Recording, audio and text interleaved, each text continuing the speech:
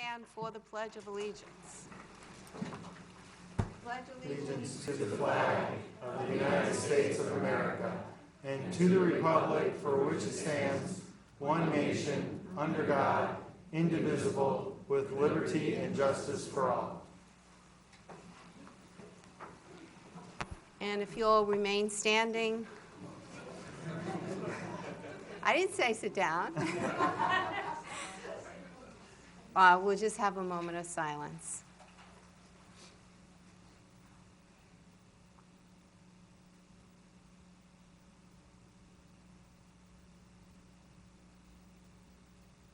Okay, thank you.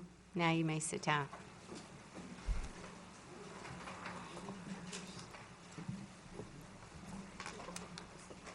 We start our meeting today with the administration of the ceremonial oaths of office to newly elected officials by Presiding Judge Robert Melton. We will start with council members Dennis Brown, Art Tolis, and Cecil Yates.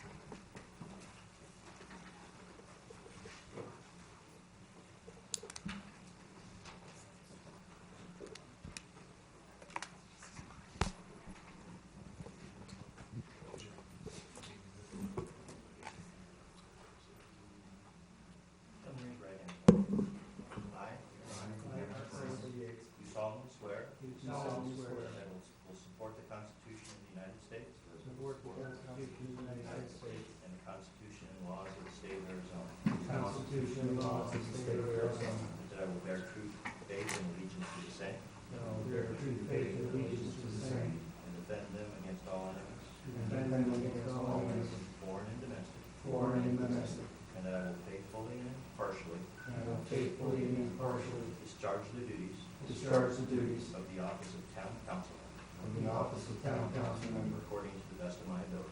according to the best of my ability. So help me God. So help me God.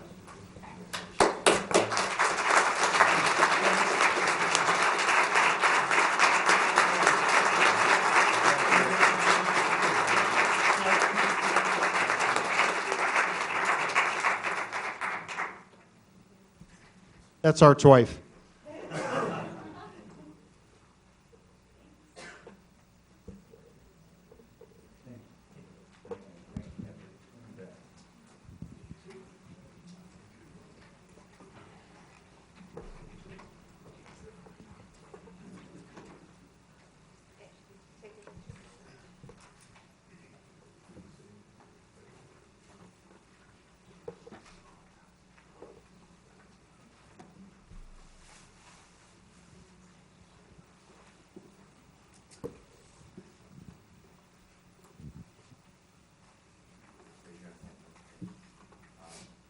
I, Linda Kavanaugh, Do solemnly swear do solemnly swear that I will support the Constitution of the United States that I will support the Constitution of the United States and the Constitution and laws of the State of Arizona, and the Constitution and laws of the State of Arizona,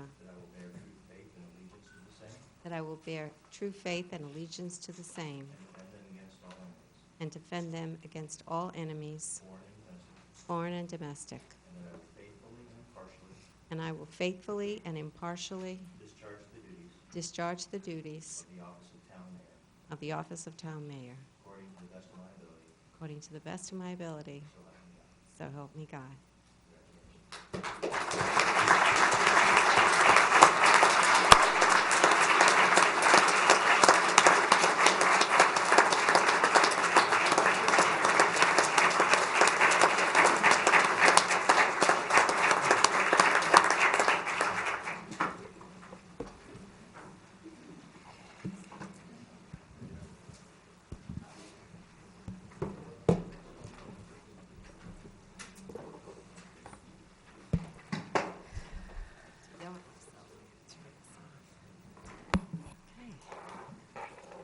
All right, and now our first roll call.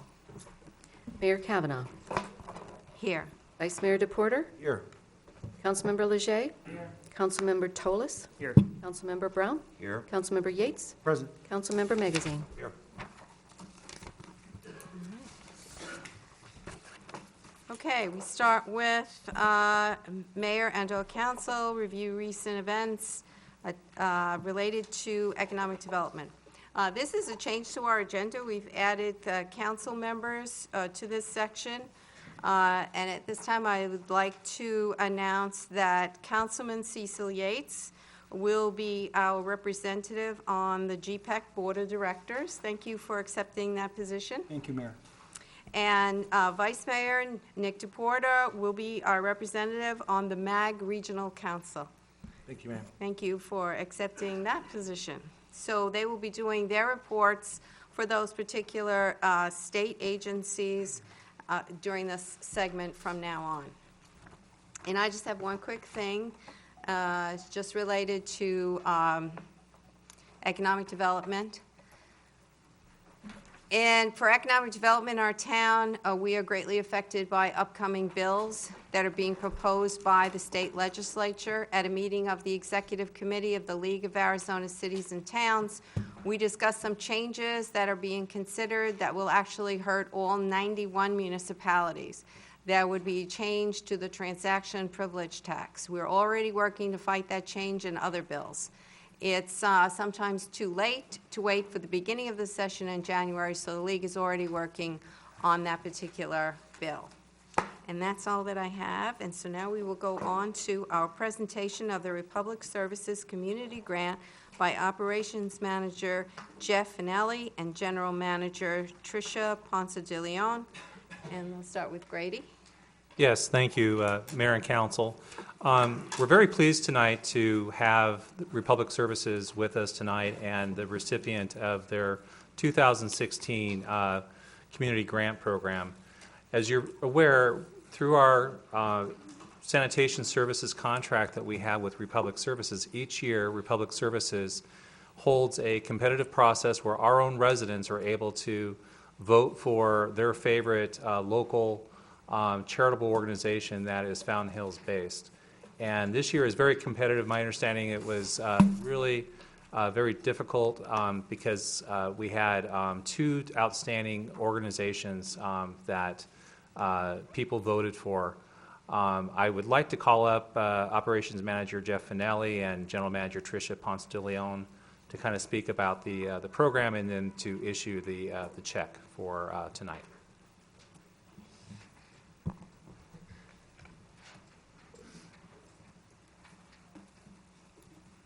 Welcome. Nice to see you again. Thank you, thank you. So Mayor Kavanaugh, council members, Grady Miller, and distinguished visitors and guests, it's really a pleasure to be here tonight under these circumstances.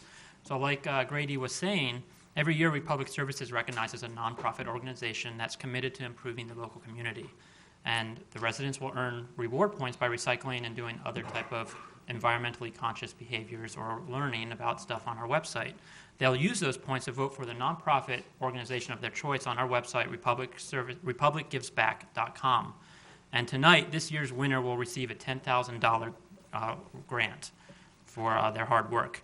So like the town manager was alluding to, it was really a close race between the Fountain Hills Community Garden and the Fountain Hills Youth Theater. It was a tremendous outpouring of support from both teams, incredible support from the residents, and a great amount of effort by everybody involved. Fountain Hills is by far the strongest participator in this program across the country for our company. So we really, that is a testament to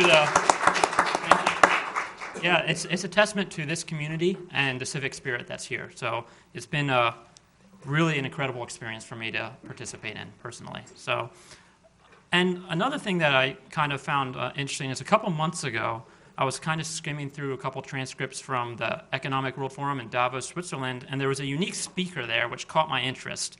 And he was really speaking about a philosophy of something called sending the elevator back down. And more specifically, the speaker went on to explain that if you're successful in a business, you want to send the elevator back down to bring other people up. And he was explaining this in terms of his acting workshops he did. And he made a quote that kind of stuck out to me, and it was, he was doing this, and it wasn't, I quote, not about the kids who go into the arts, but the kids who may not go into the arts. And when you see that nickel drop and suddenly they feel something about themselves, and they can express themselves in a way they never could before, it's so incredible, and I recognize that drop because that was me. I was that kid. And the person who was speaking that day at Davos was Kevin Spacey, who at age 13, he was inspired by his mentor at his theater class, and he moved to New York to begin what was his illustrious career. So now he runs workshops, and he is sending the elevator down to bring people up. And on behalf of Republic Services tonight, I myself and my general manager, Trish Ponce de Leon, we would like to send the elevator back down in our own way. And we'd like to award this year's $10,000 grant to the Fountain Hills Youth Theater. So,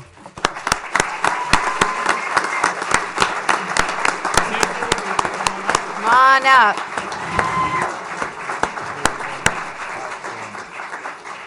Do you want to come out over here?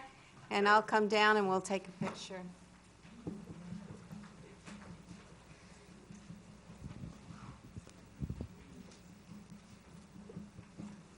Big check. Big check.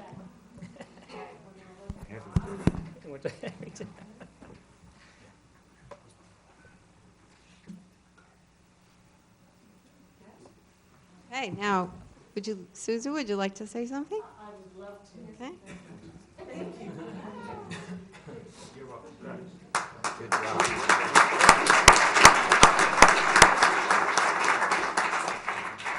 Thank you, everybody, and thank you all for being here tonight, partially on our behalf and their behalf and everybody's behalf. So I have a script, being from the theater. I didn't want to forget to mention anything important. Suzu, please introduce yourself. My name is Suzu Henderson. I'm the executive director at Fountain Hills Theater. So on behalf of everyone at Fountain Hills Theater, I do want to thank Republic Services, wherever you guys just went back there, for their generosity and their true commitment to our community. Hang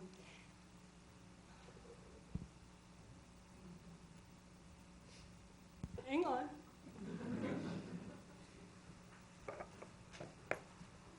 This was a very interesting process. There were a lot of people who worked very long, very hard, and very diligently to support our organization as well as the community garden. You know, as Jeff was saying, it was an extremely close race. It was neck and neck for a long time, and there was a lot of back and forth, and there was a lot of manpower and force gathering that went into going through this entire process. Some of you may be aware of some of the back and forth that went on, some of you not, but both organizations went through a great amount of effort to make this happen. Because of the amazing display of community collaboration and the overall effort and just complete intense involvement from the entire community, and it really did feel that way for many of us, that went both towards supporting the theater as well as the garden. Both organizations decided together that we would share the award.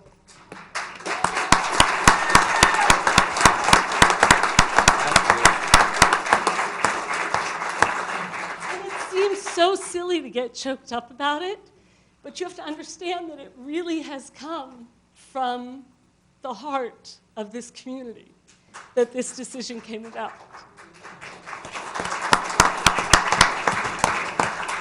I think I could compose myself better than this. So on that note, I would like to invite Dr. Patel up to accept a check for half of this award on behalf of the community garden from Fountain Hills Theater.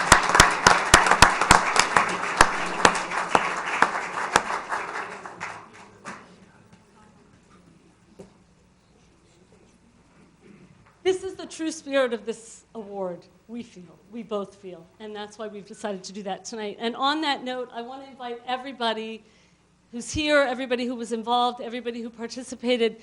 Copperwind, out of the kindness of their hearts and their support for the community and the collaboration that took place, they're going to be hosting a celebration on behalf of the entire community and their involvement to celebrate this award and the sharing of this award and the impact that it had on our community.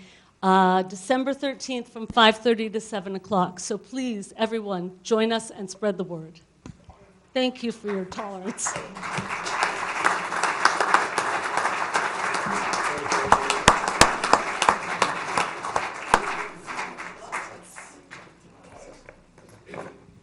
See, Jeff and Tricia, community can't get any better than that, right?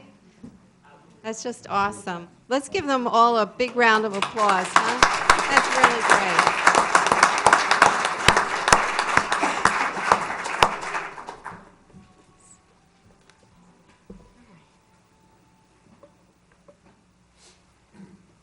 Could everybody please put your cell phones on silent? Thanks. All right, next agenda item is recognition of the Fountain Hills High School 2016 Girls 3A State Volleyball Champions. Okay.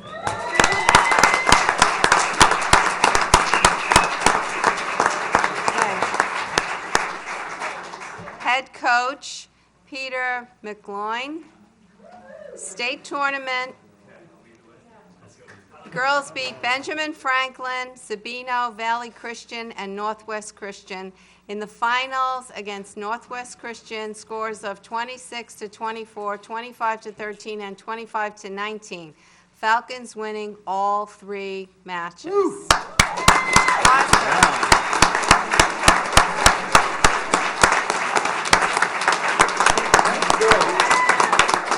That's the state championship.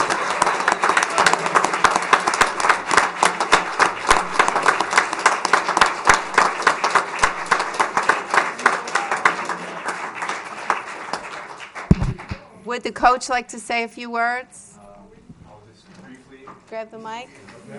Yes. You guys aren't used to briefly, but I don't have any words prepared. But just thank you all for taking this moment to recognize this amazing group of student athletes. And I'll just say thank you to everybody in the community. We had so much, just tremendous support this season, and it was, it couldn't have happened without everybody, contributing and just doing a major part. It was a storybook season, and it's just, as a coach, I feel so fortunate to be here. It's such a wonderful town, and we just have so many great families and great student athletes like these. So, Yeah. okay. But thank you all. Appreciate it.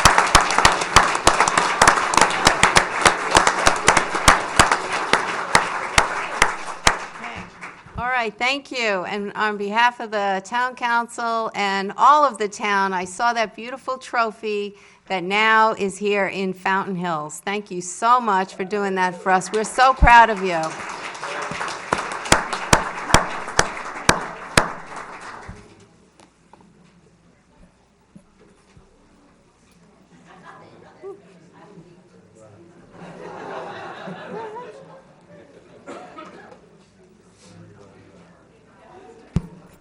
Thank you, everyone, for coming, parents and all. It's okay. Just, we'll wait till give you a minute to get out.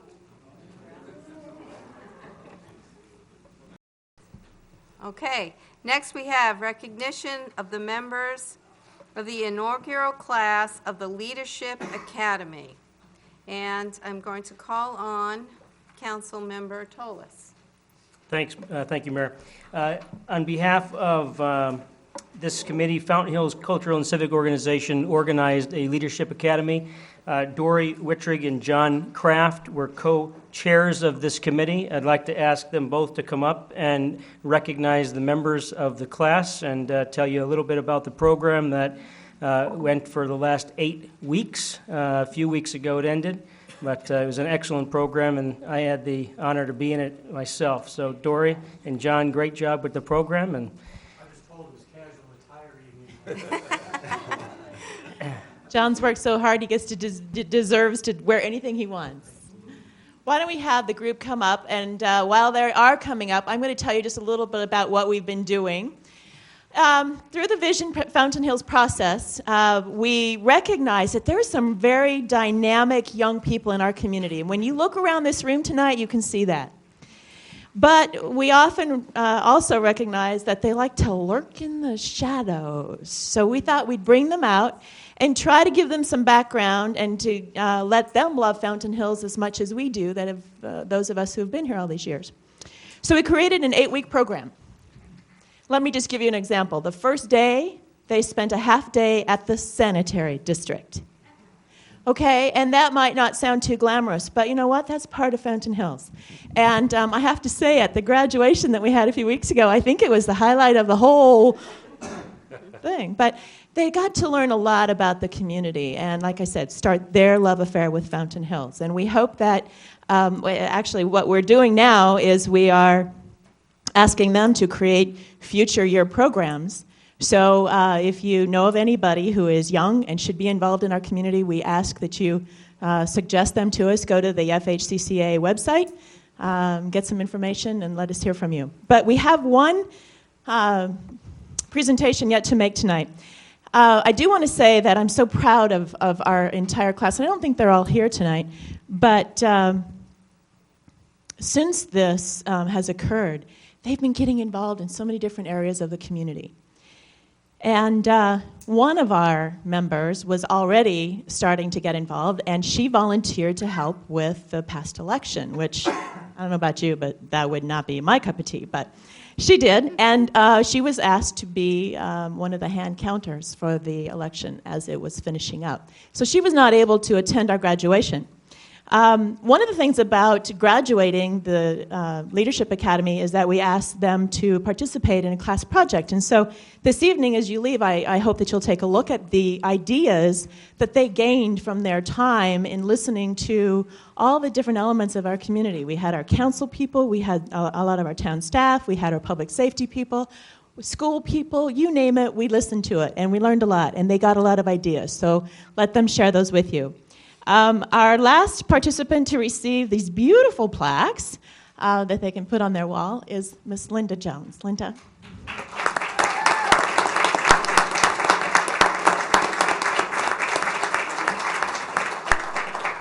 And I just want to thank them. You guys you are rock stars. And they tell me that there will never be a class as good as them, so we'll have to see about that. Thanks, guys. Congratulations.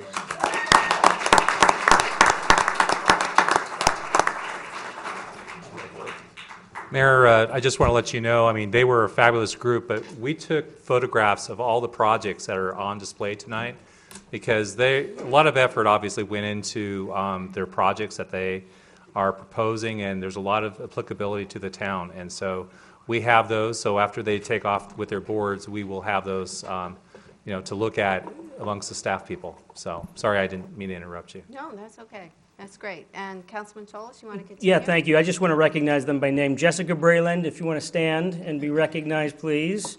Clayton Corey. Vicki Darkson, she's here.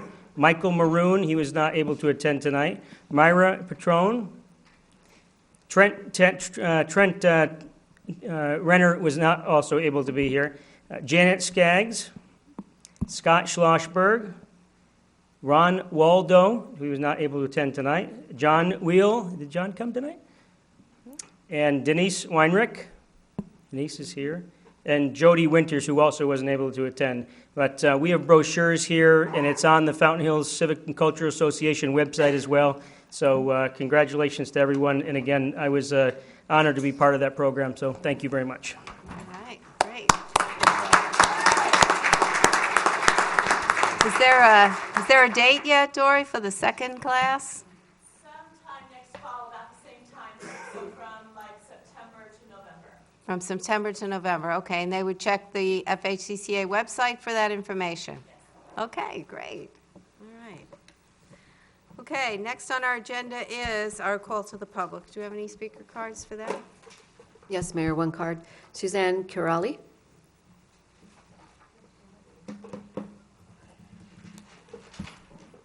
Good evening. I'd like to just take a moment to say shout out to my friend Art Tullis. Congratulations to all the newly appointed council members, and especially Art. Played his fundraiser. I'm a musician in town, so I was part of the process. So thank you. Thank you for taking a moment. I want to address an issue that I actually stood before the town council a decade ago, in 2006, to address an issue concerning truck traffic up on Golden Eagle. And this is a designated truck route from Eagle's Nest down Golden Eagle and out to where the trucks take the dirt. It wasn't an issue. It was an issue in 2006, and then it became a very non-issue, and that was because the economy tanked, and there was virtually no building going on up at Eagle's Nest. And for anyone who knows, it's a home site up there of about, I believe, 200 or so home sites. Pretty much just died for many years, but it's back. Saying that, that's a good thing, because we're back building and we're back, our economy's back. But the issue that I have is the truck traffic itself and how it's impacting the residents that live on Golden Eagle. I live on the corner of Upper Aspen and Golden Eagle. And on a day when heavy truck traffic is back and forth from Eagle's Nest, bringing the dirt back down, there's probably 75 or 100 trips back and forth with these trucks. The trucking company is steadfast. I don't know if anybody's aware. There's a couple of the drivers that are speeding. There's very little presence from MCSO, which I think if you're going to have a heavy day where the trucks are hauling back and forth, there should be somebody up there kind of monitoring speed. I'm not standing here as a resident saying that, oh my God, we got to get the trucks off the route. Golden Eagle will be a truck route until this project is finished. That's the end of the story for that. But I think that there's some things that we can do, and I'd like to make the council aware that I think, number one, monitoring speed is really, really important to get up there. It's a safety issue. Golden Eagle, all the way to the top of Golden Eagle, is kind of a quadrant of Fountain Hills that's kind of lost, and we're kind of up there in North Heights, and I don't see a lot of sheriff up there. I don't see a lot of people getting pulled over. So having said that, on days when you're having these trucks back and forth, we do have a safety issue. The other thing I'm noticing is as they come down the hill, a lot of these truckers are doing what's called jake braking. That's, instead of applying brakes, you're saving your brakes by going in, letting up on the throttle, so you're getting that ba-ba-ba-ba-ba-ba-ba-ba-ba-ba-ba. Okay. That's about 50 times a day past my house. My chandelier shakes. There's no reason for jake braking. I know in some communities that's actually an ordinance on the books. I don't know if it is in Fountain Hills, but I know that it is illegal in some communities. That's illegal to do. So I would like to know if maybe we could look into that and see if that's something. A noise issue, decibels, if maybe that has something to do with this, or we could maybe just kind of get a little bit more of a presence up there and kind of take a look at this issue. Maybe in the future what we could also do is see if we could just get a day when trucks are hauling, if MCO could work with the town a little closer, and we could make it more of an issue where, okay, we're having a big truck haul today, we're having trucks haul dirt out for 2 or 3 or 4 lots, and we could get, a sheriff up there to kind of just, make sure that the presence and the safety is maintained on Golden Eagle. As a homeowner, I have the right to quiet and peaceful enjoyment. I'm not talking about the regular traffic. I'm talking about now my road has become a truck route. And unbeknownst to me, when we purchased our home in 2006, I didn't know that. And that's something we've lived with for a decade. And like I said, it was a non-issue for a long time because Eagle's Nest actually stopped building for quite some time. I'm very, very much for progress, but we've got to do something, and I appreciate your time. Okay, thank you. Well, we can't respond to that. We've all taken notes, and we'll be discussing it with the town manager, and also the captain is present in the room, so I'm sure he heard all of that. Oh, great. Thank you. Okay? Thank you very much. All right. Anyone else? No, Mayor. Okay, let's go on to our consent agenda items. We have 6. Can I get a motion to approve as written? Mayor, second. Okay, and we need a roll call on that. Vice Mayor DePorter? Aye. Councilmember Magazine? Aye. Councilmember Leger? Aye. Councilmember Toles? Aye. Councilmember Yates? Aye. Councilmember Brown? Aye. Mayor Kavanaugh? Aye. Mayor 7-0. First on our regular agenda item is discussion with possible direction to staff regarding proposed Town of Fountain Hills noise regulations. Grady, please. Yes, thank you, Mayor. Mayor and Council, you recall the last time we discussed this was several months ago. The staff during that time period managed to go do some readings that was requested at the time of the council meeting, and I believe that those are all at the dais by your seats. We also have, which was provided at the last council meeting, everyday types of decibel levels for everyday types of activities. What we are hoping to do tonight, this is really a discussion item only for the council.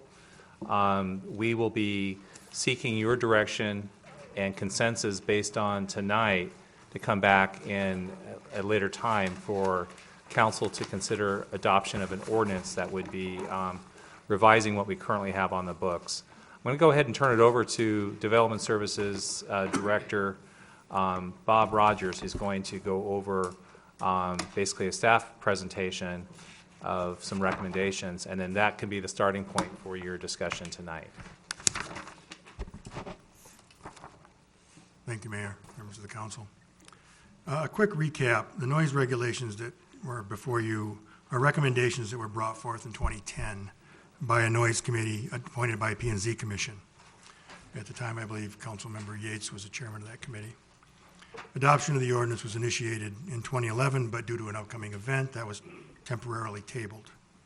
Planning and Zoning Commission established a second subcommittee in February of this year with the charge to relook at the previous committee's proposal and return with recommendations. The second committee presented its report on April 14th, 2016 this year. The report recommended some minor changes to the previous proposal and also that a downtown entertainment overlay district be established. That downtown overlay was established by council last October 6th. Tonight's discussion is regarding the two proposed noise ordinance amendments that were discussed at your last public hearing, and also the amendments to those proposals that have subsequently been recommended by staff. There are currently two noise ordinances on the books, so to speak. One is the zoning ordinance, and one is in the town code. The new ordinance 1608 removes the noise regulations from the zoning entirely. The staff fully supports the approval of that ordinance. New ordinance 1610 adopts the new proposed noise regulations and places them into the town code. The four amendments that staff has recommended in your staff reports are related to this ordinance. Quickly, those four recommendations are to remove the 2 points of decibel level measurement process in favor of us using a single point of measurement within the complainant's location with the windows and doors closed. The second one is to reduce the proposed maximum decibel levels permitted down from 85 to 80 during daylight hours and from 75 down to 50 during the nighttime hours. Current maximums are 79 and 72 respectively. Following on that, staff recommends changing the definition of daylight hours from what is currently sunrise to 11 p.m. to 6 a.m. to 9 p.m. and changing the nighttime hours from 11 p.m. to sunrise to 9 p.m. to 6. Included with that recommendation is also that these times remain constant throughout the year rather than change on weekends, holidays, and during the summer months as the current ordinance requires.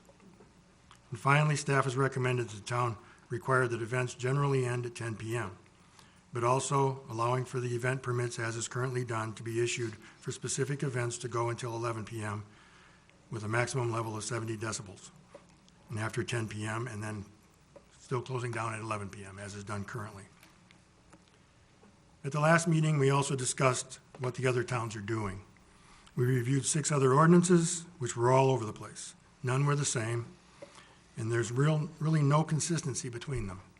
And those ordinances were previously provided to you, and they have been outlined in your staff reports, again, tonight for reference. Council also requested that MCSO take some sample decibel readings at various locations and events in town for the purposes of comparing those readings to the proposed ordinance. We received 2 reports from MCSO. The first, the early one, was actually attached to your staff report originally, and it had 2 readings on it, one of a wedding at Copperwind and one of a singer at Grapables. And then the second report came in last week with another 18 readings from various intersections around the town. Those reports, along with the decibel level comparison chart that was previously provided by Councilmember Yates, have been provided to you as well. Staff believes that the ordinance proposed as amended by the additional 4 new staff recommendations is superior to the current regulations in fairness, understandability, and enforcement. Tonight, staff is requesting council's guidance regarding the proposed ordinance overall, the 4 amendments proposed by staff, and any other changes that you would like to see. We'll then bring the ordinance back to you in final form for your final decision at your next meeting on December 15th. Thank you. Okay, thanks, Bob. I'll open it up to council. Questions for Bob first? Questions? Madam Mayor. Councilman Yates? Bob, if you could, go back over, in the spring, we did kind of a minor amendment change with regard to some weddings and things of that nature. Really wasn't an amendment to an ordinance. It was more or less direction from the council that the permits for the events would allow for up till 10 p.m., and then the decibel level had to drop down to 70 until 11, and then the party was over. And that's, since then, that's the way they've been issued. And was that in conflict with what we had existing? No, not really. Okay. Just gave Right some. now, we have 79 and 72 respectively, day and nighttime, as our maximums. I mean, there are lower levels in our table, but they're based on frequencies which we can't monitor. So Okay. we would just use a decibel level. Okay. And Bob, did you just want to mention, since we don't have any slideshow or information, did you just want to mention the decibel levels that were done at the wedding and at the bar restaurant, so that those watching at home or... This is the report of Sergeant Engelbeck. The reading at the resort was taken at the adjacent cul-de-sac opposite the resort. The decibel level reader was held at the wall to avoid interfering with traveling sound. And at 21:20, which is 9 o'clock, 9:20, they could audibly hear music and voices speaking in normal tones. It was not loud, but it could be clearly heard. The decibel level reading at the time was 46 decibels. They returned to the same area at 10 o'clock. The wedding had ceased, and there was no music or speaking at the time, and the decibel level was 34. The reading at Grapables, reading was taken in the parking lot approximately 100 feet away. A woman was performing with a microphone and an amplifier. The reading at the time was 52 decibels, and that was at 9:30. They returned at 10:10, and the woman was performing again. The reading at that time was 56 decibels. Okay, thanks, Bob. Questions for Bob? Councilman Magazine? Bob, what was the rationale for determining that the decibel level would be measured based upon inside the structure of the home with the windows and doors closed, as opposed to outside? I'm assuming the rationale was that a person has a right to enjoy the privacy, or the security in their house, and if you're going to have noise, you don't have a right to not hear anything. And outside, you're going to hear something that's louder. Inside was more of everybody's going to be judged under the same scale. You'll go in the house, you close it up, and if you're inside the house and it's still too loud, then obviously it's going to be too loud. But I'm thinking it was more or less a scale thing where everybody would be judged under the same scale and same requirements, rather than some people would be outside and some people would be at the property line, as it is now. Some people would be inside. It was all over the place. If I may, Councilmember Magazine, I know you have some follow-up to that, but the other reason for, keep in mind, we're trying to address the sound issue or the noise issue townwide. So as an example, when Park Place is completed, I know that when we were having MCSO go out and do readings, one of the times that they went out to do a reading was when the band was performing during the Great Fair. And had that building been completed, it would have been very difficult to do a reading from the property line if someone had complained inside one of the units at the Park Place. And so I believe that that provides more consistency to go in and be able to do the decibel reading from inside. And everyone, to Bob's point, should have the ability to have peace and quiet in their home. Now, the question is the 80 decibel too high? And that's, I think, something you guys have an opportunity to lower that to be more what you might think is more reasonable. If I may, Mayor, how is that affected when the weather is pleasant and all windows and doors may be opened? In other words, isn't that going to make a significant difference? Well, I can speak from my experience. I have allergies year-round, and like this time of year, I would not open my windows because it's too cold. But during the nice time of the year, everything is in bloom so much. But I know that there's other people that wish to have their windows open and such. And so these are really the daytime hours here. So the daytime hours, there can be construction activity going on that it's very difficult to regulate the construction activity, for instance, in a neighborhood. So it's a good point, and I did hear from a couple residents about that. But I believe that the ability to be able to go in, and if it's bothering one person or a household, to be able to go in and escape the sound, that they can at least sleep if they have a job that requires them to be rested and so forth. And so I think there's a sense of reasonableness with that, with balance. So, but I understand the comment that you've made. Thank you. Councilman Yates? Thanks, Mayor. What happens if we don't do this? Don't do anything? I know because of recent activities, we've had a few folks that over the last 6 years, there hasn't been an issue. Now there's some more events going on, and that's what kind of triggered this again. But if we do nothing other than cleaning up the code versus the ordinances, what happens? I know what the answer is, but can you elaborate on what would have to transpire? Right now, it's a subjective call, correct? Yeah, we can't enforce it the way it's written right now with the frequencies and decibel levels. We just don't have the equipment to do that. So right now, it's a judgment call, and typically it happens at night. So MCO has to go out, and each officer has to make a judgment as to whether it's too loud. Okay. It's not really based on decibels right now. Gotcha. I thought that we were at 79 right now. That is our maximum, yes. Okay, so we do We have. don't have a decibel reader, so we can't. But if we did have a reader, it would be 79, and this is going up to 80. That's the proposal. 80, right, okay.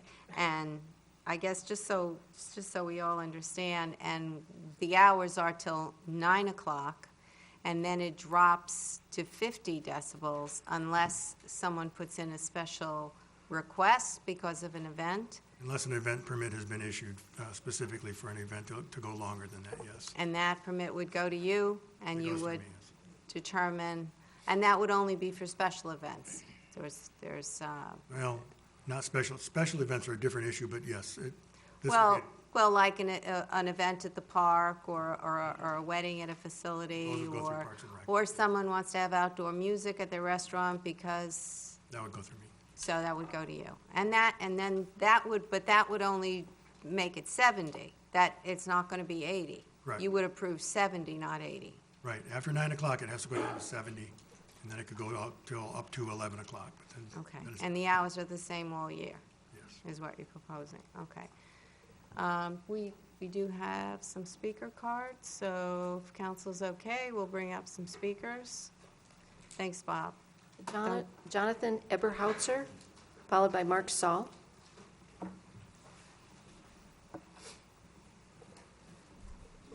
Good evening.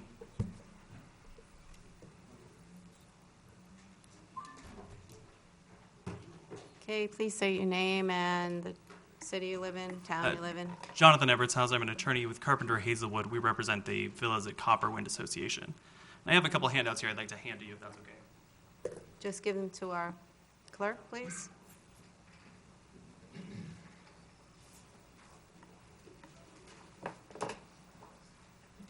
What I'd like to do is kind of take a step back and have a better understanding of what's in front of the council tonight.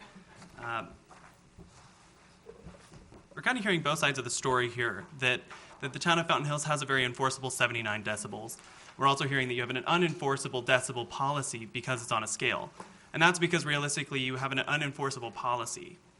There isn't a flat 79 decibel in the town of Fountain Hills. You have a scale that probably puts you closer to a 68 or 69 decibels. So I would implore you to do additional research in that matter. And we've previously given you information to show you that we believe your staff's misinterpreting the ordinances that the other cities have in place. And that's understandable. it's not staff's place to interpret laws. It's really the point of your town attorney. So I would implore you to direct your questions to the town attorney to interpret how those cities are actually applying their noise ordinances. Sorry. But you really don't need to rely on me. You don't need to rely on staff. We're trying to give you the information that you need to have a good decision-making tool. But really, you can direct those to your own attorney. So I've given you a handout, and that is an explanation of what your ordinance is. That's what's being proposed by staff tonight. That would require upwards of 80 decibels inside your home with the doors and windows closed. So I'd like to, again, give you a demonstration of what 80 decibels would sound like, if that's all right with you. Well, you'd have to go outside to make that legitimate. No, in this situation, because we're measuring inside, this is exactly what it would sound like inside your house. Are you playing Simon and Garfunkel? I'm gonna play. If I can just say something to the mayor's point, because we had a discussion following the demonstration that was made the last time, and just so that everyone knows in this room here, this room is optimized for sound. Acoustically is designed for optimizing and amplifying sound. So, right. So I mean, go ahead and go through with that, and that's great. But like when we were talking before, when you guys did the 75, I believe it was. 85, it would have made more sense based on what we're talking about tonight to have actually gone outside and then done that and seen what it sounded like on the inside. Because that would have been what we were talking about, the 2 points of measurement at that meeting, that would have made more sense. And that might be true, but I'll respectfully disagree. In this situation, we have a sound reader. Your homes are all going to have echoing effects. This will show us exactly what level of decibel we're hearing as a collective, regardless of whether it's reverberating against our walls and coming back to us, it will be the decibel that it is. So this is what we're hearing at...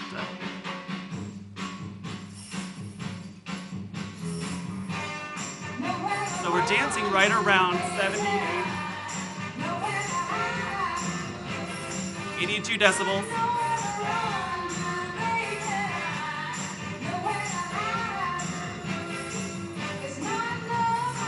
And I think you can see that it's pretty difficult. Could you turn that off, please? Absolutely. So what we're doing there, that's about 70 to 80 decibels. And that's what it would sound like while you're trying to sleep in your home at 8 o'clock at night. Probably not. This room is a lot different than my bedroom. Plus your speaker is, the offshoot of that is going through the microphone and through our speaker, so it's being amplified twice. But it's only hearing 80 decibels, regardless of which speaker it's coming through. Okay, your time is really up. So, it's up? Yes. Okay.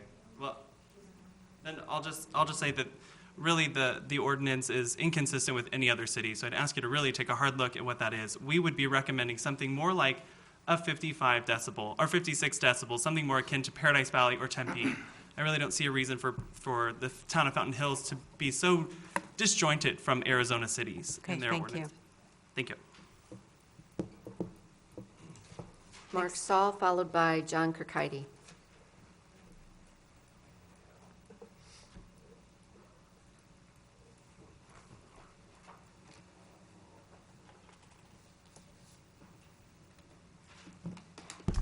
Good evening again, council members. Mark Saul, also with Carpenter Hazelwood, law firm out of Tempe, Arizona, on behalf of Villas at Copperwind Association. One thing my colleague wasn't able to mention because he ran out of time, I think the mayor mentioned it would be more accurate maybe it was coming from outside. In order for something to come from the outside to inside and still be 80 decibels on the inside, it would have to be approximately 113 decibels from the outside. Imagine sitting on your patio, it's 113 decibels now. Our stereo system won't even get up to 113 decibels on the outside to even get it on the inside. So that's the first thing we have to mention. Second, if we'll remember back to the October 6th meeting, which really wasn't that long ago, I remember that council directed staff to come back with another policy, make recommendations, maybe that made more sense because you tabled it because it just really wasn't well thought out. So we come back, we were just provided with one piece of disclosure where they measured two different businesses on one night of October 22nd, the resort where a wedding was taking place. Decibel reading of 46 decibels. Music was taking place. Grapables, 52 decibels, 56 decibels. It's nowhere near 50, nowhere near 80 decibels, nowhere near 70 decibels. But yet somehow the recommendation comes out as 80 decibels, not outside, not where these were actually being heard at 42 and 56 decibels respectively, but inside somebody's own house. I've heard a couple times, even from the council member, and I think Mr. Miller, the town manager as well, a right to quiet and peaceful enjoyment of your own home. It's your private property. I think you can see 80 decibels inside your home is not even close to quiet and peaceful enjoyment. It's a freight train coming through your living room. That's 83 decibels. It's essentially what you're allowing. If this was adopted, it's effectively impossible to even violate this section. You also heard my colleague say it's currently not at 79. It's closer to maybe 68 or 69, and that, in fact, may be too loud. We're just imploring the council to get this somewhere closer to cities that are more akin to Fountain Hills, like Paradise Valley, or even Tempe, which is really about 45 and 56 decibels. Also, very importantly, this proposed ordinance completely ignores somebody's right to peaceable and quiet enjoyment of their whole property. You own it to the property line.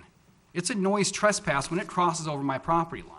This is absolutely ignoring the fact that I could be in my front yard or on my patio having a glass of wine at 8:45 p.m., which to me is the night, very much so at any time of the season. And it could be up to 113 decibels outside of my home. That's why we played the song, you have nowhere to run and nowhere to hide. You absolutely don't. You're in your home, and there's a freight train coming through it every night. Thank you. Okay, next. John Kirkcaldy, followed by Bill Hines.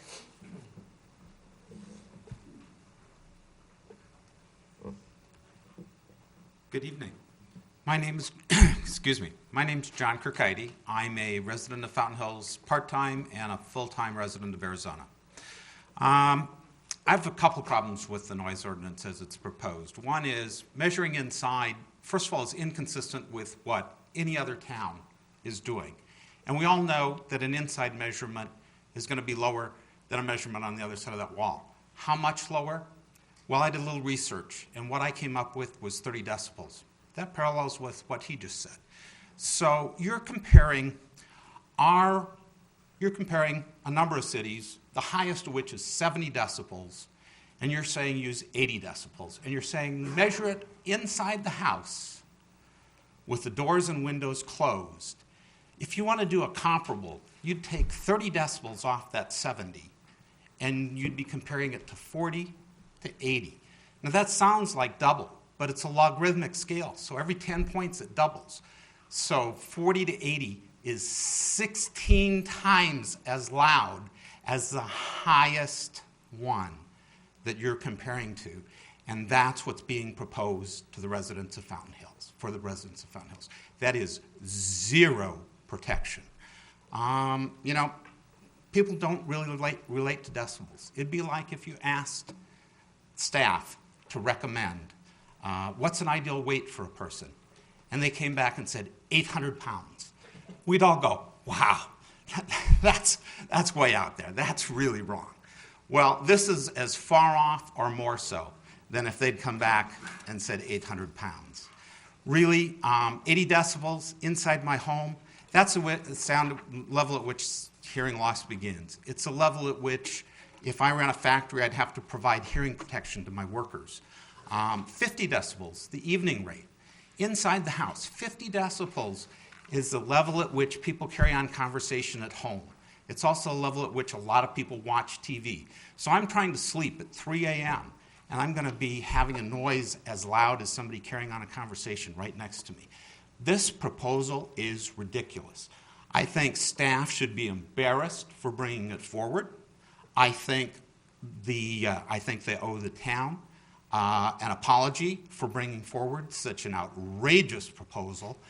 And I ask the town to give us feedback on where this is coming from. Every proposal that has come out before this council has been at least 10 points higher than any other neighboring municipality. Is there some kind of pressure going on here? Is there an 800-pound gorilla in the room that's influencing things? Are there businesses that are influencing things? Does staff just love loud noises? I don't know what's going on, but it really doesn't look right to me. Thank you for your time. Okay, thank you. Next. Bill Hines, and the last speaker is Mike Dickerson.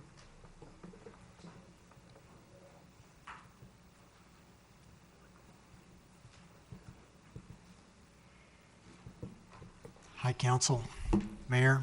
I'm obviously here as a member of the town. I'm also a resident of the villas at Copperwind, and I'm one of the owners of the Copperwind Resort. So this is near and dear to my heart from both sides. I own 3 of the villas, actually, so the quality of life in the villas is very important to me. I'm not a sound expert. I don't think I've heard a sound expert yet speak. I've heard a lot of emotional pleas. I can't tell you what the right sound is. I know we've always supported the original sound, but I understand it's difficult for people to enforce. So I know the town did a tremendous amount of work. They brought forth a proposal, came up through P&Z.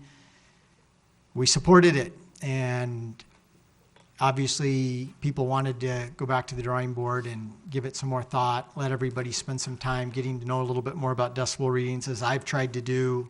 We measure all of our events. We work with anybody and everybody we can who can come out and educate us a little bit. We've invited the council all out to some of our events to try to get a feel for what these sounds are. It's all I can do. I saw the latest proposal that's come forward for discussion tonight. Unless we're going to dive into how many feet away, how many measurements we're going to take, I mean, we can keep going back to the drawing board on this over and over. I support what's been brought forth again. I want something that's fair. In my personal instance, I have hotel rooms that are right next to our outdoor facility. So it's more important to me than anybody in my community that I control the sound. Also, we're a large owner of those villas. So I just think we need to move forward with something that's measurable, that we can put this item to bed and be done and be able to regulate it going forward. So that's it. Thank you. Okay, thank you.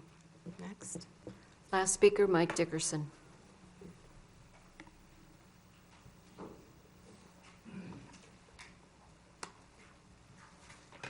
Council, Mayor. Mike Dickerson with MD Acoustics, acoustical consulting firm here in Chandler, Arizona. I live in Gilbert, Arizona.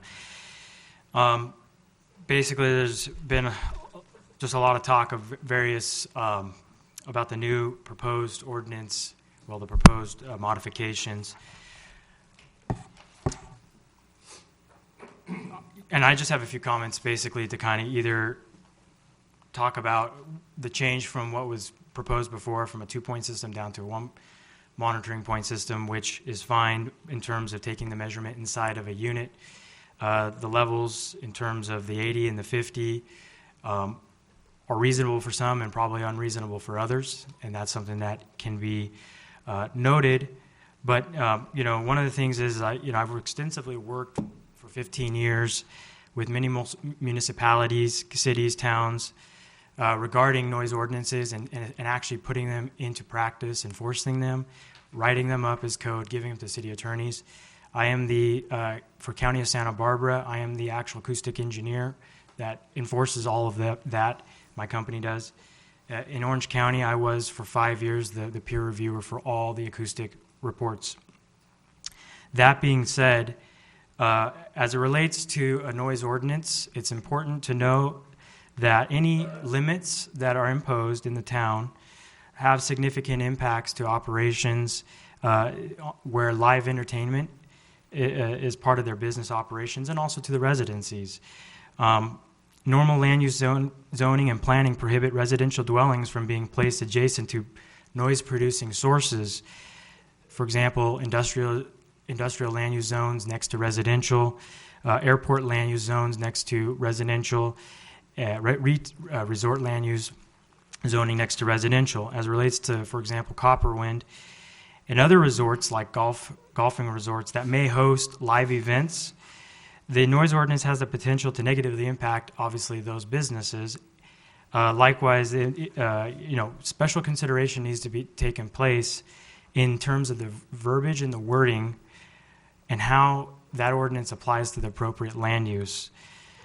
In many cases where a noise source or producer was located first, a developer encroaching upon that noise-producing source would be required typically to disclose within the confines of some sort of an agreement that said residential properties would be exposed to noise sources. Furthermore, like landlord agreements, CC&Rs, so for high-rise buildings or mixed-use developments where you have tenants above loud sources, same thing. In the CC&Rs and such, those rules and regulations establish rules, regulations, and an understanding. Anyway, all these things are important in the verbiage and in the wording on how a noise ordinance should be worded. And specifically interior versus exterior, those are very critical in terms of understanding where the measurement needs to be taken, the level that needs to be taken. The verbiage is important, and it needs to be understood, exactly what the measurement is so that it can be repeatable and measured every time. Okay, thank you. Any other speakers? No, Mayor. Before I open it up again, I just want to address one comment that was made. I want to thank the staff for all the work that they did. Our staff does an outstanding job, and our staff is always very concerned about giving this council accurate, to the best that they can, accurate information so that we can make that decision. And in no way would I ever say that the staff has not done an excellent job in this instant. The staff, I think we can safely assume that anything that the staff has presented to us tonight is true. And I really take exception to anyone criticizing our staff and informing us that they are mistaken. They have done a great deal of research on this, and so we can accept what they have given us as fact. No, you may not. Okay, now let me open it up to council for further comments, Mayor, questions. if I may. Councilman Leger. Thank you, Mayor. Bob, I had a question for you. And, once again, thanks for presenting the 4 recommendations. Clearly, this is an improvement, I think, over the past one. It's not as complicated as you stated earlier. I think it's easy to understand, and I think it would be easier to enforce. In our previous discussions, you had included some exemptions. I know we've had some conversations here, and some experts talk about this particular ordinance or code as presented may not address some of those exemptions. So my simple question to you is that if we accepted what is presented here, the 4 recommendations, there would also be exemptions as part of this. Is that correct? There are some exemptions. Yeah, exactly. And could you, do you have those in front of you? I have the proposal.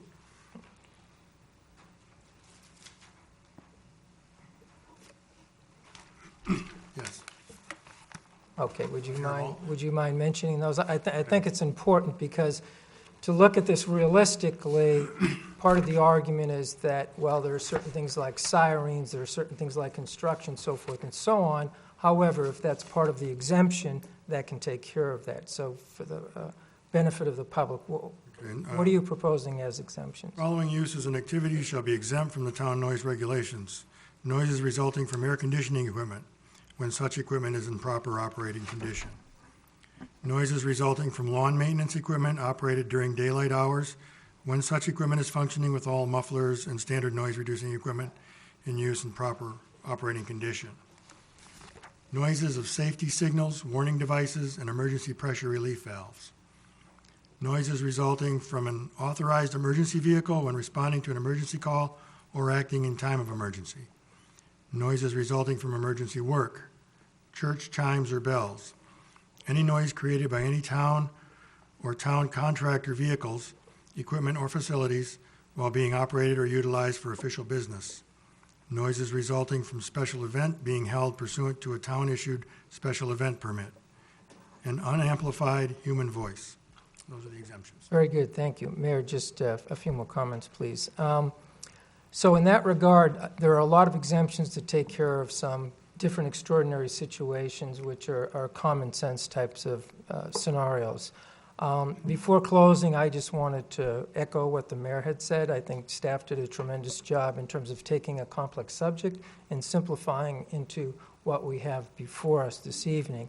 However, I would, which is the purpose of this meeting, is to advocate some recommendations and input and changes.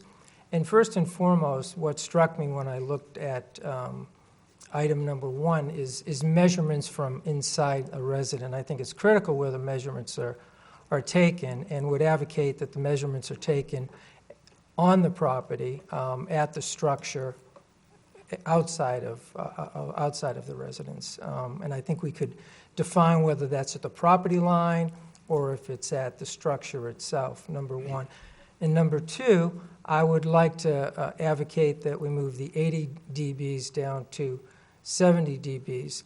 MCSO did a tremendous job in providing us measurements throughout town, and if council's had an opportunity to look at them, I see no reason why 70 would not enable people to conduct business as usual, because we have measurements from Copperwind, we have measurements from down at Fountain Lake, and let's see here, as you stated earlier, the dBs were 46 and 56. So I think 70 would not only be community friendly, it would also be business friendly. Thank you, Mayor. Go ahead, Nick. Vice Mayor. Thank you, Mayor. I just want to echo one of Councilman Leger's points. I wasn't sure how I'm not sure how we started at 79 or how we got there to begin with. 70, based on what other towns and municipalities have, seemed reasonable, and to Councilman Leger's point, still able to conduct business. You know, as you know, I work in the social media industry, and perception and optics are a lot of things. And you can see we attracted media attention tonight because of a Fountain Hills Connection post. So the perception of being the noisiest city in the state isn't really what I want for our town. So with that being said, I think something like 70 would be more reasonable. I'm really not sure. I'm personally a little torn with the inside or outside, because I'm not sure how, and maybe it is an Andrew question, how a city of Tempe enforces their property line measurement with all their apartments they have, if anyone knows that. And I lived in Tempe, and it's noisy. Madam Mayor, Mr. Vice Mayor, I honestly don't know how Tempe measures that. It'd be great to have had the opportunity to ask their city attorney's office how they enforce it. But what we know is that their measurement standard is not an inside standard from the text of their own ordinance. But beyond that, that's all I can tell you tonight, is that looking at their ordinance, it's not measured from inside. Thank you, Mayor. That's all. Councilman Yates. Thanks, Mayor. Along the same lines, if we're going to go to one point of measurement, it shouldn't be at anyone's house, it should be at the source. And to put some context, this chart, I chaired that committee 6 years ago, and I had 2 sound engineers on it, and this came from them. OSHA requires hearing protection at 85 decibels. 80 decibels is the equivalent of a vacuum cleaner. 75 is a television or a dishwasher. And some folks are talking about 70. Just to put some context in it, we all talk about decibels, but what does that mean? We had a conversation a few weeks ago about lumens. Well, is 1,000 lumens a lot? It sounds like a lot. Well, when you put it in context, that's what is helpful. I was in the bar nightclub business for a long time. We were probably way louder than this, but a freight train is 105 decibels. And the only reason I bring that up is I believe in the market, and if you have a special event, in order for it to be 80 decibels in your home, that means, I agree with you, it would be outrageously loud at the source. There's not a restaurant or special event in this town that would do something like that, because the market would not be acceptable to that kind of. We have jazz in the park. We have good family events. I live in Sunridge Canyon, so I'm right close to Copperwind. My wife and I eat there quite a bit. I was at some of those functions with the decibel reader within 10 feet, and it was barely bumping 80. So my 2 cents is, you go to the source. if we're going to take one stance, I don't think 80, according to what's published by OSHA, sound engineers, 80 is about a vacuum cleaner at the source. We can figure out whether it's 10 feet away or 20 feet away. And then if you break that, so be it. And to keep in line with our business friendly, et cetera, 9 o'clock, maybe during the week, I don't want to bump your hour change, but on the weekends, 10 o'clock and then maybe 11 o'clock with a special permit, I don't think that's outrageous for a wedding or some of our special events. Some of the feedback we do get from a lot of our residents, especially for the Great Fair, why does it close at 6 o'clock? These aren't wild noises. If everyone on council, and I'm sorry everyone out there doesn't have it, if you put this in context and look at what these decibel levels are, they're not outrageous. A vacuum cleaner, a television at 75, and respectfully, some folks are talking about 70. I'm not saying that we need these wild, crazy parties, but it's just not too realistic if you have a wedding or a band. I did go out with staff when I chaired this, and we went to these key points, and to hit 80 was kind of like a lot. It doesn't happen that often, and 10 o'clock on the weekends, I don't think that's outrageous. Thank you. Okay. Councilman Brown? Thank you, Mayor. Cecil, I've got a question for you. Are you saying that you would support 80? I would say 80 at the source until 10 o'clock, and then with a permit, 11 o'clock. 80 being a vacuum cleaner, equal sound of a vacuum cleaner. Well, I'm struggling with 80. I've struggled with it since our last meeting, actually. I feel like that 70 decibels at the source is enough. I have to concur that I don't want to be the loudest town in Arizona. We've got a pretty good little town here. And I feel like that 70 decibels will be loud enough at the source, and certainly as measured outside of somebody's house. We see the exemptions for AC, lawnmowers, safety, et cetera, and the last one we talked about was the event, the exemptions for events, and I don't know exactly where to set that rating. I think that's a discussion that we need to have. As far as time, I think 10 o'clock at night's late enough to tone it down a bit. But I think we need to simplify this and keep it simple, which staff has done an outstanding job of simplifying it from the last pass, and I think we need to continue to talk about simplifying this so regardless of as to what day of the year it is, it's the same hour of the day every time, and it's 70 decibels and not 80. Is that clear enough? Got that, Bob? Are we talking about inside the home, or are we talking about now outside? Outside. We're talking about outside, because I think if we're talking about outside, then are we talking about from the back of someone's house, from the front of someone's house, on their front patio, on their back patio? I know where I live, depending on what side of the house I'm on, the wash brings the sound down more towards my back, but I'm in the front, it's a lot quieter. So if I sit in the front and I have a little wall up, it's a lot quieter. So I think that's, we need something a little more definite in order to get some, like we were trying to do with being inside the house, was that it's something that's the same for everyone.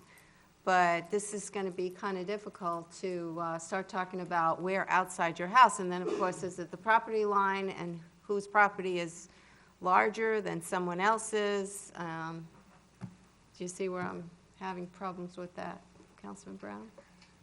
How about using the verbiage anywhere on the property? I don't know. I don't know if that would, Councilman Yates? My 80 proposal was at the source. at If the you're saying source. 70 at the property, I'm fine with that. I don't think it'll come anywhere close Okay, to that. he's saying 80 at the source. I'm just saying that it needs to, we're talking about the town of Fountain Hills and their citizens, and so I think that we need to measure it anywhere on their property at a maximum level of 70 decibels. At the home. At the home, anywhere on the property. That takes away the front yard, the backyard. I'll rescind.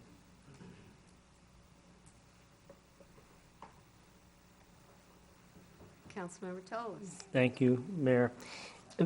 Can I ask Captain David Letourneau to comment in regards to how many complaints, noise complaints, that currently take place in this town right now, and what the source of these complaints typically are? Good evening, Madam Mayor, Council. Councilman Toles asked me this right at the start, so I don't have this for you, but I pulled it up. I had one of my guys pull it up real quick. In 2016, we've responded to 140 calls for service for noise complaints. Sounds like a lot. Most of which are complaints we can't do anything about. Some of those complaints are loud aircraft or if our helicopter flies above. Apartment residents complaining about the people above them walking on the floor loudly. TV's too loud watching a football game. Loud construction equipment. Vehicle traffic too loud. And if you look at some of that report where my guys went out and took readings, traffic is up in the 70s, high 60s. Landscapers using blowers. Washing cars with a power washer. House alarms going off. Music from vehicles, homes, parties with a band, and barking dogs. We respond to those. There's not usually much we can do because a barking dog issue is a problem, but a noise complaint on a barking dog, maybe it's not a reoccurring. There's nothing we can do about that. I think it doesn't matter from a law enforcement perspective what the decibel level is going to be. We're going to get the calls no matter what. So whether you take the reading on the inside or the front sidewalk, so anywhere on the property, I don't mind the way that's worded, it sounds good. We're still going to get calls for service no matter what. I don't know if that helps what you were looking for, Councilman, but in a real quick, 140 calls for service, and that's just examples of what we respond to. Well, it sounds like here we're talking more about outdoor music, outdoor events. Do you have any idea how many of the 140 were from loud music? Quick breakdown. I don't have the breakdown. The ones I listed, I don't have if we responded to 10 landscapers using blowers. I just was able to quickly break down 140 calls, and those are examples of what we respond to. We do get loud music, parties, but I'm not saying that is from Copperwind. That could be just, hey, my neighbor's having a party or playing his stereo too loud. Okay, so not necessarily from a restaurant. I could break it down or with more bar. time, but it was short notice tonight. Right. But it is helpful. May I follow up on something? Sure. So in all of these calls, it would be interesting for me to get a perspective of whether these are repeat issues with the same type of calls for the same complainant, okay? So there was a particular house over off of Fountain Hills Boulevard that I had recently read some reports that it was an ongoing, continuous. So if you're on average 2 to 3 calls a week, it could theoretically be that on a weekend you may get a couple of calls and you're going back to the same place. At what point, right now, based on the current ordinances we have, and any teeth at all, at what point do you have a citation for someone for a disturbance of the peace? The way we work noise disturbance calls, we dispatch a deputy to the complainant, whoever called in and complained. A judgment call is then made. Is this reasonable noise or unreasonable noise? What's the time of the day or night? So it is a judgment call. Now, as we move forward and the town is looking at purchasing decibel meters, that could change a little bit. My guys could go out with a decibel meter and measure, but the way we've done it currently, or the way we do it now, they respond. If it's unreasonable, they then approach, let's use the term the violator, and they tell, let's say it's a party, they tell them, they give them a warning, you need to turn this down. If they do it and we don't get called back, no tickets are issued. If we get called back an hour later and it's back up where it was, we'll write tickets for that. But it will always probably first be a verbal warning. We give them a chance to turn it down. and leave it down. If they raise it back up when we leave, which has happened, we'll write tickets for it. And that's pretty much a county, the way that we handle it everywhere, not just here in Fountain Hills. We're reasonable. The deputy on scene has the ability to determine whether or not a ticket needs to be written. We give them that authority to make a judgment call at the time. That's the way we'll handle it here, and that's the way we handle it throughout the county. Thank you. Councilman Magazine? If you get a complaint and you go to the residence that has been complained about, and you hear loud music, for example, coming through the door and the walls and so on, do you have a legal right to go in that house? We have a legal right to knock on the door and ask to speak to the owner of the house, and that. We're not, is the question, can we just go in? No. Then- You still have the right to privacy in your own home. That would require a search warrant, and this wouldn't be a search The warrant. reason I raise it is that I wonder how in the world we can do the measurement from inside the home. I don't think that's what they're saying. I think inside of the complainant's home. The person that called in the complaint, you would take the decibel meter in their house and measure, not in front, not to the house who's having the loud party. You're right. Yeah. Okay. Or Councilman Yates' proposal was at the source. That's what he was saying, that you could measure it at the person that's having the party. Mayor, so getting these numbers and what we're doing, we messed around with the meters ourselves. 2 or 3 of us talking in the hallway measures in the 60s at the source, just verbal conversation. So putting the speaker on the table here and holding the meter over it is going to be very loud. Even if you move the meter to the back of the room, it's going to drop. I'm not a scientist, but it's going to drop if you measure it back there. Holding it right over the speaker is going to be its loudest at the source measurement. Okay. Councilman Yates? Captain, what would you prefer, at the source or at the person's property? I presume at the property to give some customer service. I think it makes more sense from the complainant's house, whether it's outside like Councilman Brown, anywhere on the property, that makes sense. If you're asking me what I prefer, I would prefer it in the house, in your living room where you're trying to watch TV and you're complaining it's too loud, or in your bedroom where you're trying to sleep. That's what I would prefer if you ask me that. But I don't mind the way Councilman Brown worded it, from anywhere on your property. It's enforceable. Thank you. Okay, so if we were talking about anywhere on someone's property, it should be near the structure, though, because somebody could have a half acre, an acre, so you can't say, it should sound the same from way out there where I'm not even sitting to my front patio. So I assume we're talking about the actual structure when we're talking about. If I was doing it, I would measure it. If you wanted to word it the way Councilman Brown did, I would do it from the front porch. Okay. Councilman Leger? And I would agree with what the mayor just said. In terms of language, adjacent to the structure. That way you're as close to the home as possible. And the idea of measuring from the source makes a certain amount of sense. But the other side of that is that it's the person that's complaining that has the issue. Therefore, it should be in their environment.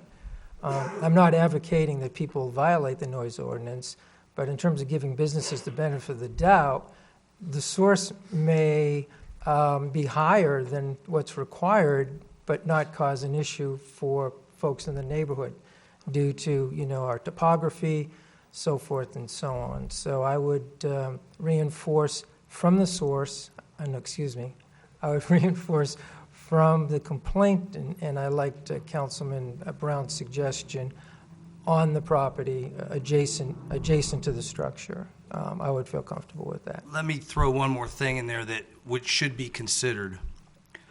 Do we go shut down a wedding or tell them to lower the music for one complainant? If we got 3 or 4 or 5, that changes Good things. point. One person, that's where we give deputies the ability to make a decision on the scene, because we may get one complainant every event at Copperwind, for example. And so, are we getting multiple calls? Are we getting it from somewhere other than Copperwind? Somewhere close by, on the Scottsdale side? That type of thing. Yeah, that's something then we need to consider. Good point. That wasn't brought up last time. Mayor, if I may, so just playing the devil's advocate, how this will become law.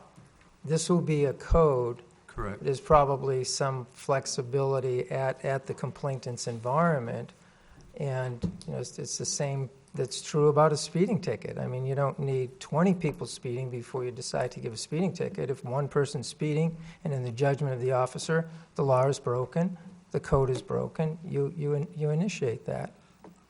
I don't want to change what I said. If a deputy shows up and it's unreasonably loud, he will deal with it at the source. And what I'd like to suggest, and this is going to, I don't want to complicate this thing because staff has done a tremendous job simplifying it, but you mentioned something earlier in terms of discretionary power of law enforcement. And what we haven't considered here that, for instance, let's say business A is in violation based on a complainant. So you go to business A, rather than ticketing them, you give them a warning. So that would help alleviate part of the issues about the number of complaints. Correct. And that would give you guys some latitude and some judgment, which you use probably in all of what you do in terms of law enforcement. And I think that could be, would that be difficult to do? I mean, could you keep track of something like that? Yeah. Well, the call for service would already be tracked in our CAD or our computer-aided dispatch, that we've already been there once. Yeah. Or, better, we were there last Friday, and now we're there this Friday. I think that adds an That element would be of tracked. reasonableness for the business, that it's just not that one-time occasion, and it's fair to say to the business owner, tone it down. And with your response with respect to a wedding, no, you're not going to shut the wedding down.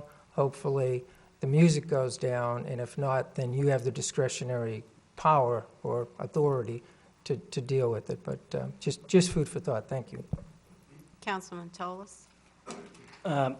Mayor, I respect all of the work that's gone into this, and I respect in the past this coming up and staff doing all the work that they've done. What I'm hearing and what I'm afraid is that we're going to open up Pandora's box here. I think what's happening is we're creating new regulations that are going to turn this police force into sound police. And it's going to create, I think, more calls for you, more staff requirements. It very well may take away from a call that is an emergency call or something that, with a limited amount of resources that you have, that this has the potential of turning into a nightmare in regards to enforcement. I think that we need to support the Maricopa County Sheriff's Department and the captain in regards to moving forward with the way they have been doing it and using discretion. And I think as good neighbors, we all need to work together. And if there's one particular complainant that's continuously calling on a particular establishment, I'd like to see them work together and try to understand and try to help each other to get along, so to speak. I haven't even addressed the expense of the equipment that we may need.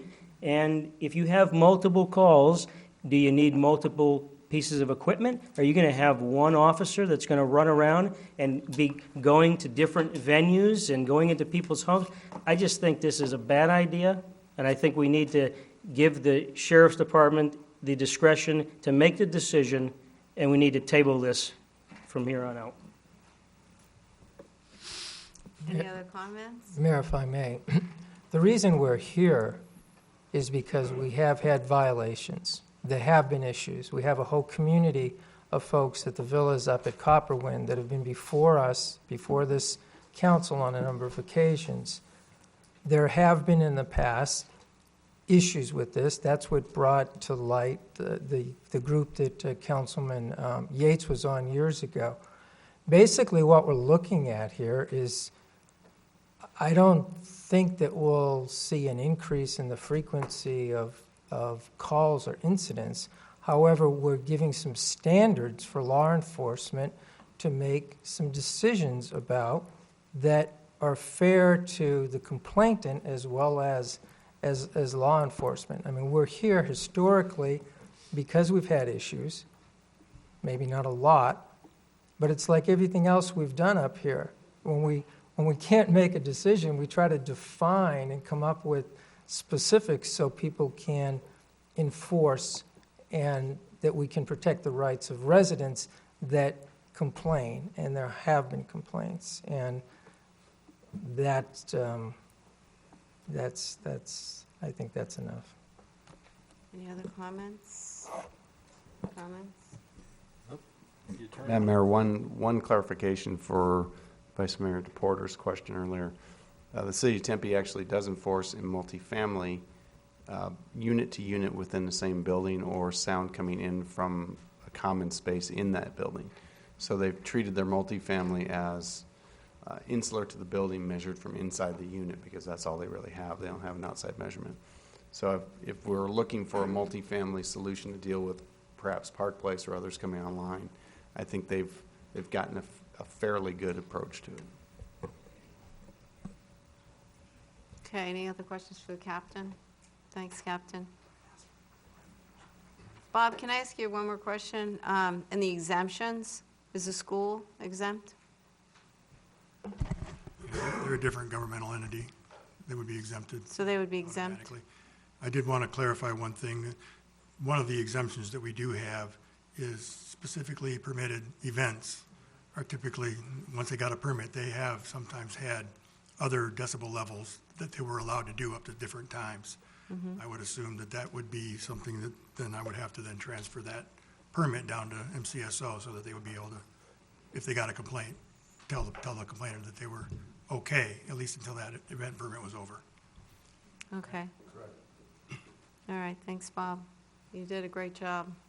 Councilman Yates? So it sounds like, other than not doing anything, 70 at the source, adjacent to the building in the front, and then we're just talking whether it's 10 o'clock or 9 o'clock with any kind of exemption. Mayor, you said at the source? At the I'm sorry, 70 at... Complainant's I property. apologize, I did what... complainant's property. I apologize. At the complainant, 70 at the complainant, adjacent to the building in the front. My personal feeling is 10 o'clock and 11 o'clock with a special permit, but I'm open to having that discussion if and when you bring this back. Well, I don't think that 10 o'clock is, I think 9 o'clock is a little early as far as I'm concerned. I mean, we're trying to get people to stay up later, come downtown, enjoy the music, and then at 9 o'clock we turn the music off. But our citizens are getting a lot older. Well, not the ones that we're trying to encourage to move here. I know that's our biggest complaint, is that the sidewalks roll up at 9 o'clock. Well, the reason they roll up is because we turn off the lights and we turn off the music. And, you know, I know our businesses always do suffer, especially during the summertime. It's difficult, and sometimes they need the music and they need these little extras to get the summer people out, to come out. You know, I don't want to sound heartless or anything. I understand that some of the people have an issue with the loud music, and like I said, I don't want to sound heartless, but you need to take a little responsibility when you decide where you want to live. I mean, if you, I don't want to sound mean or anything, but if you live in the villas at Copperwind, you know that this Copperwind is a resort, and they will be having music, but you still choose to live there. I live near the high school. The high school has the band playing early in the morning. They've got the bell going off that I can hear. I live near Golden Eagle Park. I knew I was close to there when I bought my house. And at Golden Eagle Park, I can hear the loudspeaker when they have Party in the Park. So that was there. I moved there. I chose that spot. I just think you need to have a little responsibility when you decide where you want to buy your property, what's around you, and just, we can't just change everything just because you don't like the way things are going. It's the same with moving near an airport, and then you don't like the airplane noise.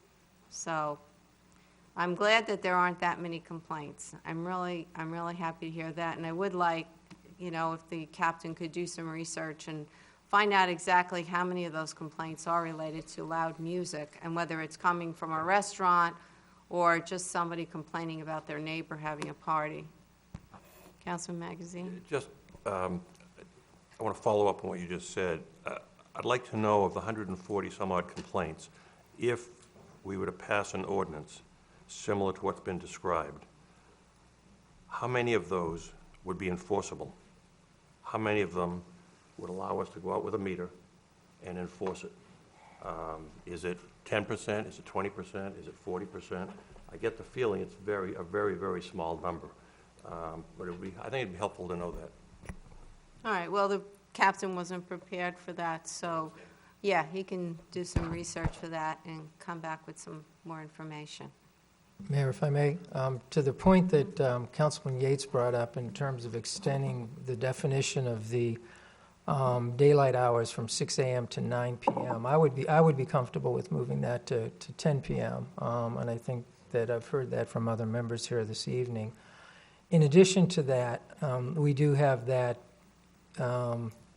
item in here from 10 p.m. to 11 p.m., so I think that's covered in terms of all of that, which raises the question at that point, you have 70 decibels, not to make things more complicated, but our standard is 70, so it's academic, that becomes academic, the 70, unless we lower that to something else. So just a thought on that. That was the intention of the ordinance, was to lower it at either 9 or 10 o'clock. Yeah, I understand that. But anyhow, I'm comfortable with Councilman Yates' concern regarding 10 p.m. And once again, a lot of this can be taken care of through exemptions. A lot of this can be taken care of through special events, so business can do their thing and survive, and residents have some protection. For example, I live in a neighborhood that's extremely quiet, and the house next to me now is a rental property, and people are vacationing there. And things, although I'm not calling the captain up, things are getting louder. Now, I'm a reasonable individual, so and with teenage girls, so I can understand that. But it's not just near schools, it's not just near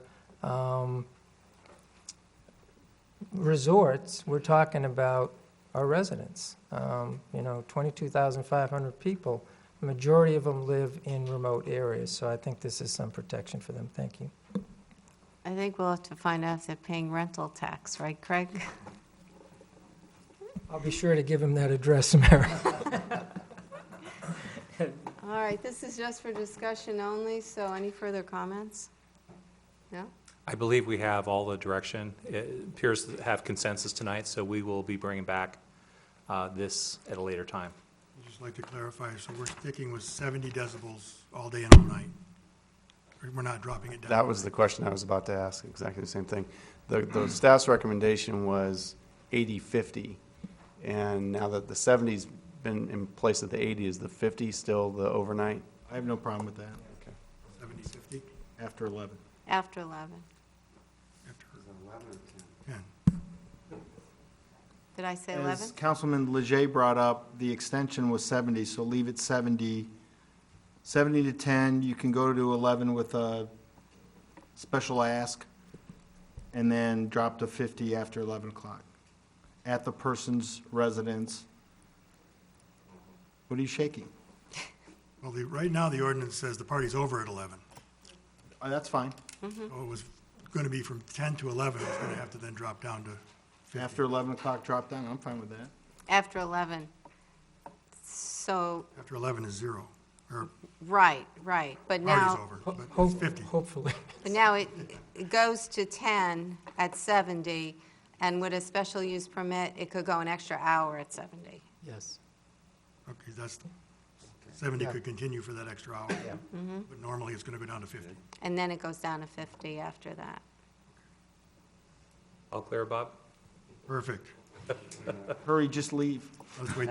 And council, just so you know, we're going to include that multifamily concept from Tempe, just so you address Park Place up front, or anybody else in the multifamily downtown, since we have a number.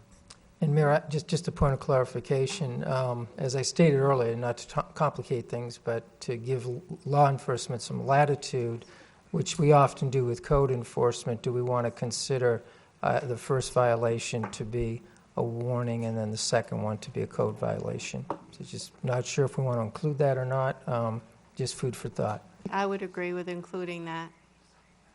Now, this is going into the town code, and the town code has a kind of a list of the graduated steps that they can take, beginning with warning. Are town events exempt from this? They're permitted. So if a town puts sponsors or co-sponsors event, This would be special event permits, yes.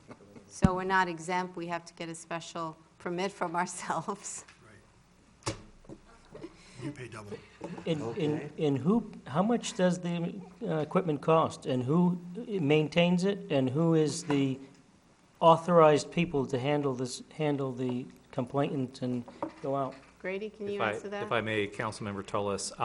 So the MCSO will acquire those. We have money this year that we can acquire those. I think it helps too, just to let you know, when you have citations and they have to go through the municipal court, to actually have some number so that you can demonstrate that they are in violation.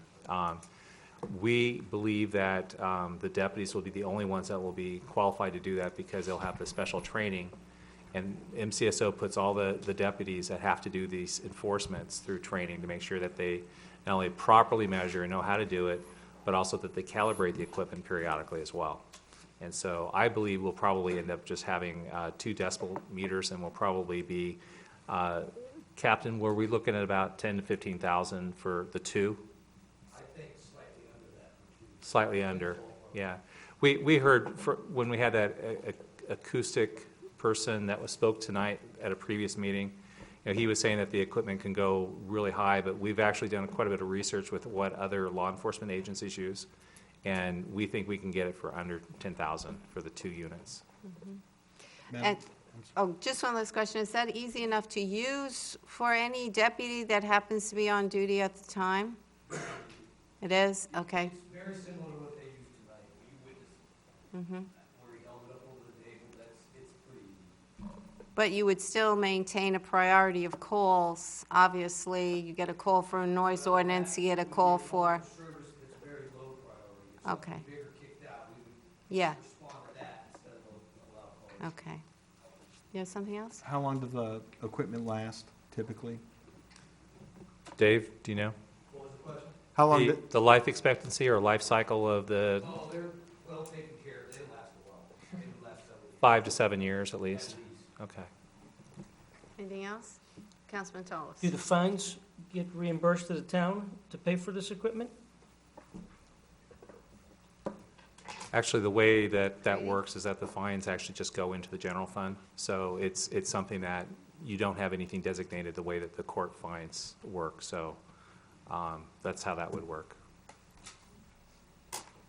Anything else? Okay, then we will move along. Find my place. Thank you, Captain. Thank you, Bob.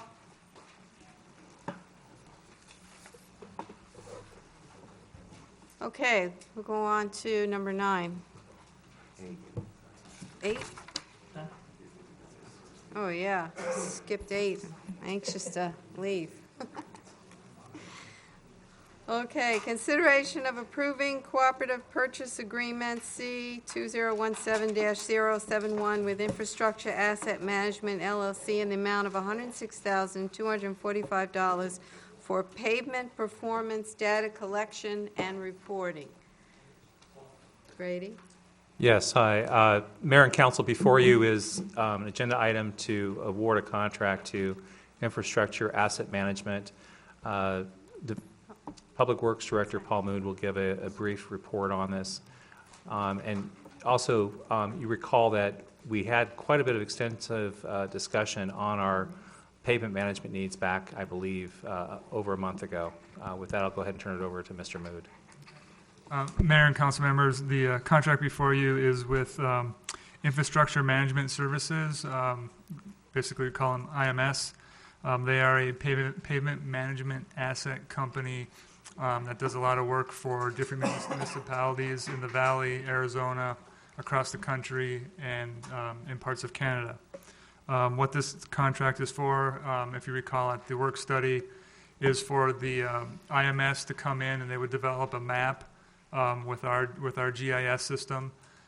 They would basically break down all of our roads into individual segments, which would be about 1,500 to 2,000 individual segments.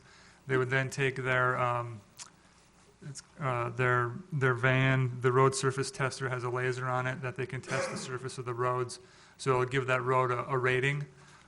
They can then collect all that data and then put it into spreadsheets. They can provide reports. They can look at what type of treatment the road needs based on its rating. They can look at, okay, if we keep our funding level current, what's going to happen with our road system? If we bump up how much money we can put into road maintenance, what will happen to our road system? If we want to go out for a bond in the next 3 to 5 years, what an influx of how much money would make that road system better. The base contract for all that work is $67,245. Most of the work is putting that map together and doing the initial testing. We did put in there an owner's allowance of $15,000. We had an original about $5,000 allowance we were looking at for just additional reporting if we want to run any different scenarios. We also put in an additional $10,000. We can do some subsurface distress testing without actually damaging the road, but they can tell what the subgrade is doing. So it's a non-destructive way to see if the subgrade's good. And we have an allowance that would allow us to do not all of the roads. You would need a lot of money to do every road, but it would allow us to do some of the roads that we think are bad, and we want to get a better look at them. Then we also added in the allowance of $6,000, not an allowance, but the cost of $6,000 per year for the next 4 years. So as we do our pavement management program, we would send IMS the data of what roads and what treatments we did to that. Then they would plug it back into the model, rerun the scenarios, and then they would kick us back, how our system's doing. It is much more expensive for the town to actually acquire that software and maintain it ourselves. So it's a lot cheaper just to have them do it on an annual basis because it's what they do all the time, and they can just take our data and kick it out. We would also be provided with a type of viewer. So we can go in and look on web-based, we can look at our maps and use the information. We don't actually go in and manipulate it, but they'll give us the support and any reports we need. So with that, be happy to answer any questions, and we do have a representative from IMS available. Okay, thanks. Questions? Question. Councilman Magazine? You indicated, we have 7 zones. One of them is, half finished? Zone 1? Correct. And you've indicated to us on a couple of occasions that you drive the town a lot. Mm-hmm. Are there 1 or 2 zones that stand out in your mind as being the most obvious ones that would need help? Mayor Kavanaugh, Councilmember Magazine, it's really hit or miss. It's all over in different parts. I call them the horse streets. The Palominos and Mustangs are pretty bad. They're in the 40-year-old range, haven't had much treatment done to them. The streets in Zone 1 are fairly bad in the northeast part of town. The area of Sunridge Canyon, those neighborhood streets, those are actually pretty good, and you should be doing some slurry seal treatments on those right now to make sure their life get extended. But as we do the zone approach that the town has historically done, we probably wouldn't be there for another 10 years, which is way too long. So part of this will help us analyze what will happen if we keep that zone approach, or what will happen if we start going on a needs basis. They can look at what roads are critical to get done now, or what roads are at that tipping point that if you don't do something to them now, they're going to start falling off like we did with Bainbridge, where 7 years ago it was rated as a very good road, and this last year we had to go in and completely mill and overlay it because it was falling apart. The direction I'm going, which probably doesn't work, and which is an attempt to save some money, is if you said, well, we've got areas of Zone 4 and areas of Zone 7 that are really bad, could we do this with a couple of zones and pick out the streets in those zones that need the help and see how this works? But it sounds like from what you said that it can't be done that way because there are disparate streets throughout the town. Yeah, Mayor Kavanaugh, Councilmember Magazine, that's correct. It's to the point where it's so widespread and there's so much need that just can't keep up. Understand. Councilman Brown? I'm struggling a bit with, even if we do find out a street needs to be maintained in a different system or in a different manner than what we are currently maintaining, and we've already got a 10-year plan out here, are we going to just stop the 10-year plan and just start focusing on the more damaged or the lesser streets? Mayor Kavanaugh, Councilmember Brown, if I understand your question correctly, what this will help us do is identify, if a road is falling apart right now, you basically either let it keep going or you spend a lot of money and mill and overlay it.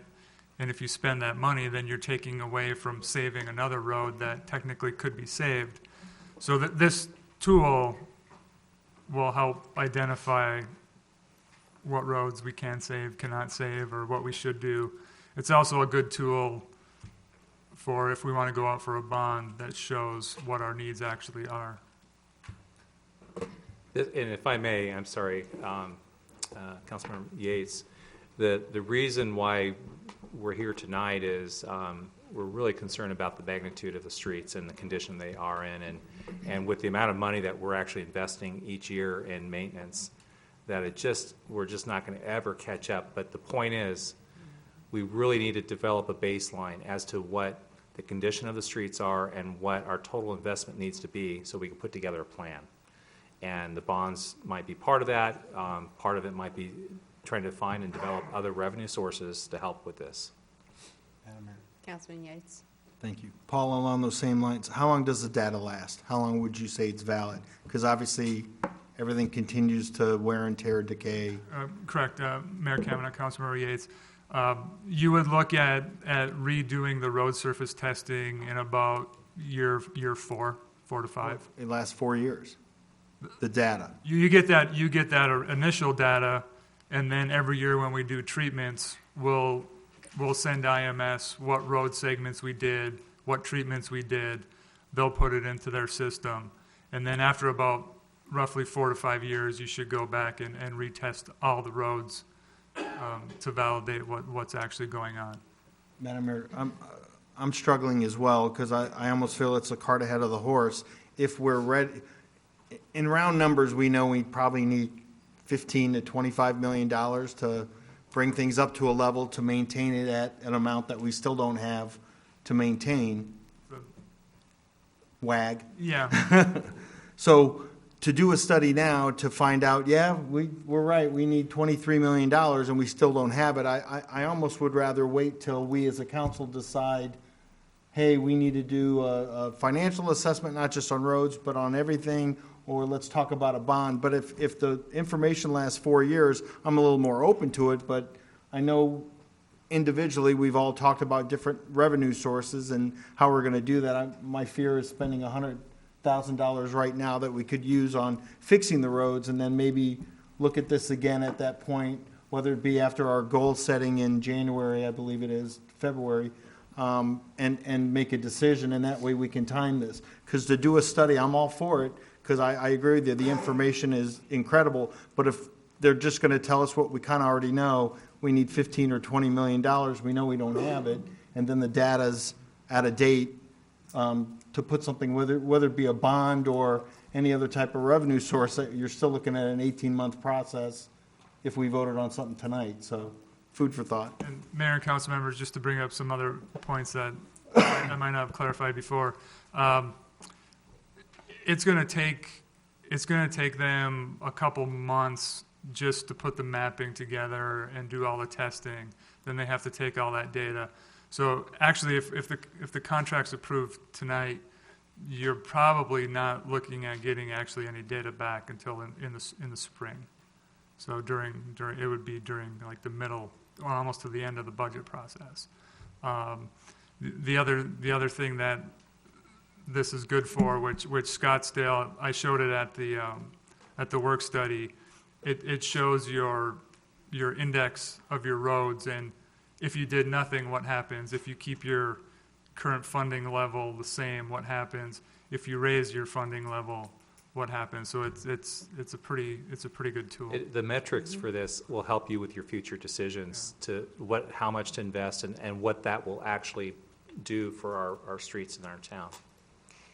Okay, let me just ask you a question, just because of what you just said. They wouldn't all be updated for about 4 years to redo the whole town, right? Is that what you're saying? You wouldn't have to redo the whole town for mapping for like 4 years? Well, you would have the map would be built, Right. unless you added any new roads, which really the only new roads would be if the state trust land came in.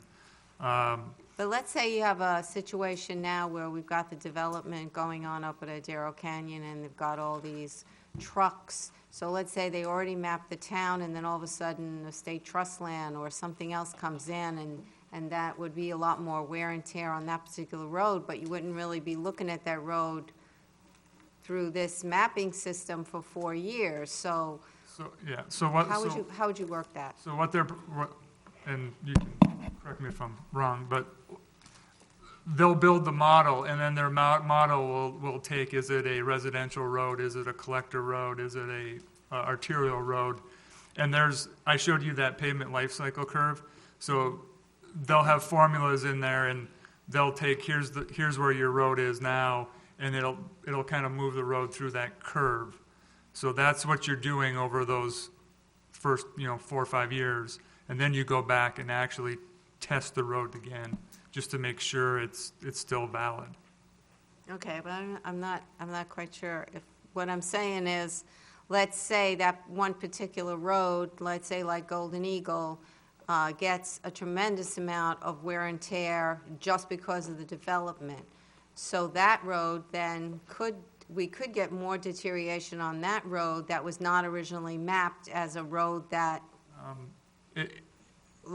would they be able to look at a situation where, I think you know what I'm saying. Yeah, if a road, if we had a big development come in and we just had a massive amount of truck traffic, I'm assuming we could give them that information and you could adjust the wear and tear on the road in their model.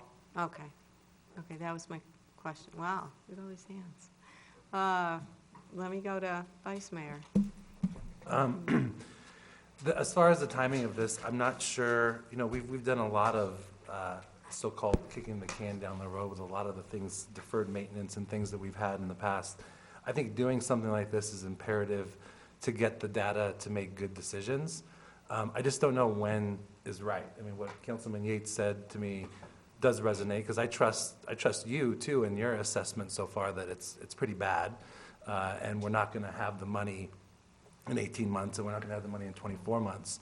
But I just want to give my endorsement for, I think this exercise and the service is important for us to go through it for future bond purposes and just for our own knowledge of knowing what's out there. So, Councilman Magazine? Just like the last time we discussed it, I'm somewhat torn. One of the things that occurs to me is if we don't do it, do we continue repairing Zone 1 and then plan to go into Zone 2? And are we spending money that might have been better spent in some other areas based upon the results of the study? That kind of is the real question. Currently, we've done the zone approach.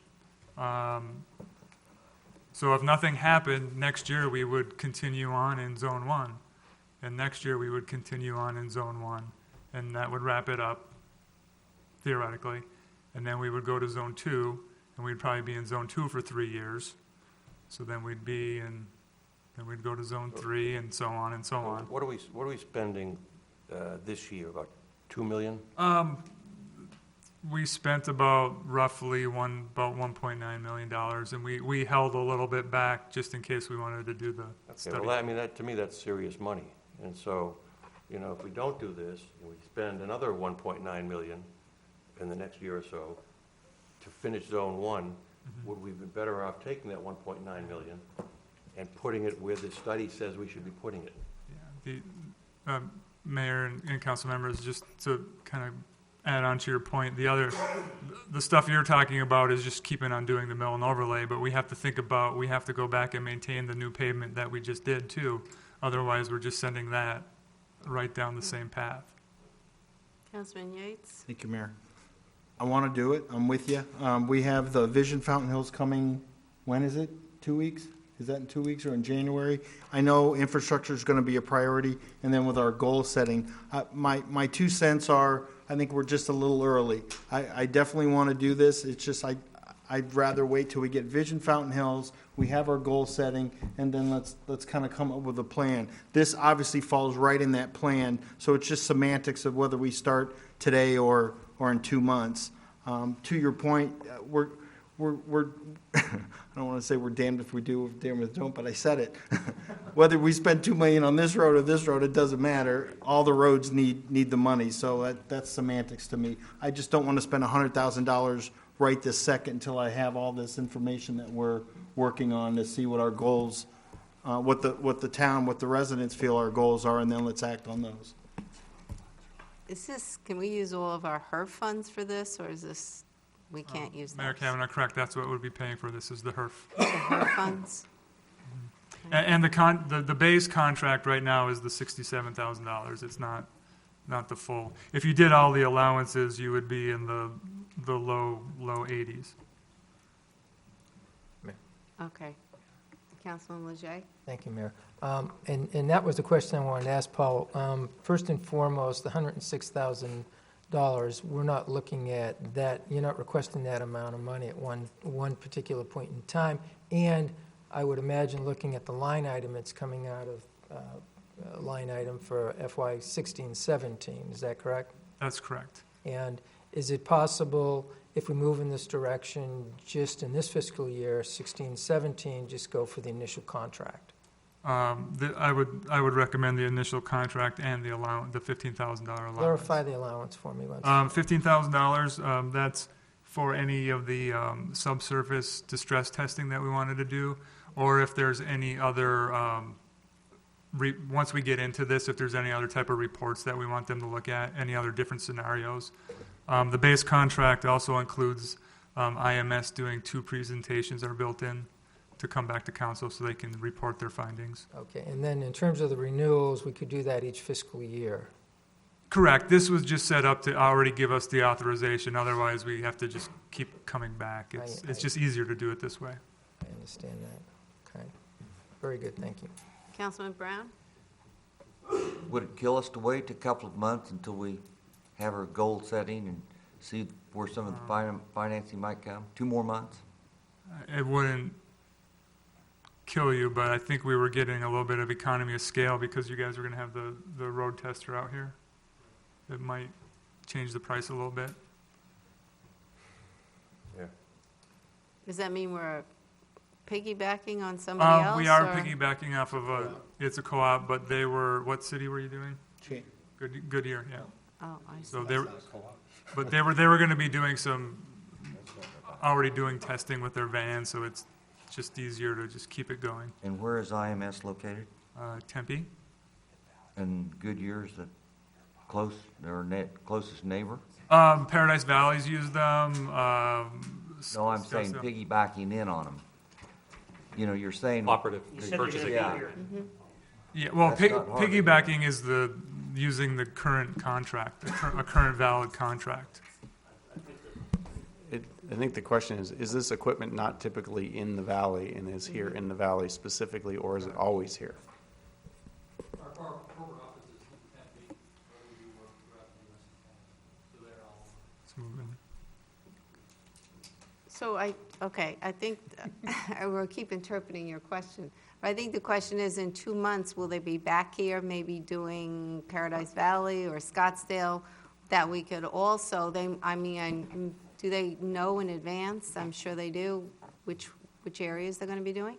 We have a good idea of our schedule, and we would honor the contract price for that. Okay, Thank you. good answer, yes. Great answer.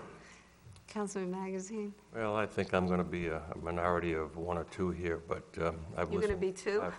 No, I don't mean, I've listened pretty carefully, and I guess I really don't think we're going to know anything more in 2 months than we know right now. And so I'm going to make a motion that we approve the Cooperative Purchase Agreement C2017-071 with Infrastructure Management Services LLC in the amount of $106,245 for pavement performance data collection and reporting. Can I get a second on that? Second. All right. Any other council discussion? Mayor, if I may, Paul, just a question for you. So, bottom line, if you have this tool and you have this information and you have this data, and in line with Councilman Yates' comments regarding Vision Fountain Hills, I know in speaking to them after the last meeting, they would look at this as a tool that they could use, and I think it came from the DAS as well, to leverage the work they're doing. But bottom line, I'm 50-50 on this. I'm just trying to get a sense for how would this change the paradigm in terms of how you and your folks would do your work in business. What would you do differently? Would we go more into a needs-based model versus a zone model? Is there a possibility of moving away from the zone model? Help me understand how you would do business differently with this information than we're doing today. Thank you. Mayor Kavanaugh, Councilmember Leger, that's almost exactly, you almost hit the nail on the head. It would give us the tool to start moving away from the zone-based approach. The zone-based approach it's just not going to work. It's too much. You don't have enough to keep up with it. So we either need to go to a needs-based or some type of hybrid zone and needs-based. And, just to expand on that, that's really for your mill and overlay type work, but then you have to throw in a component of maintaining the asphalt that we've already done as well. And as you stated earlier, we could just do 67 and 15, so this fiscal year we could go to 82. Is there any reason why we can't just keep the renewals out here? We can do that. And just reduce the cost? Because this money is coming from our pavement management program. Correct. Yeah. Yeah, you couldn't spend that $24,000 in renewals this year anyway because it's for 4 years of renewals. I'm just looking at 16, 17. Thank you. Any other discussion on the motion? Okay. All in favor of the motion? Aye. Any opposed? Yay. Nay. Okay, we need a roll call. Councilmember Yates, I'd like to wait 2 months. Nay. Vice Mayor DePorter, Yay. Yes. Councilmember Toles, Nay. Councilmember Brown, Nay. Councilmember Magazine, Councilmember Leger, Aye. and Mayor Kavanaugh. No, nay. Nays have it, 4-3. We'll bring it See you in back. 2 months, so. All right. Thanks, Paul. Mayor, Yeah. can I make a comment on something right now or no? You can do whatever you want. You're a council member. Go for it. Can I ask Paul to come back for a moment?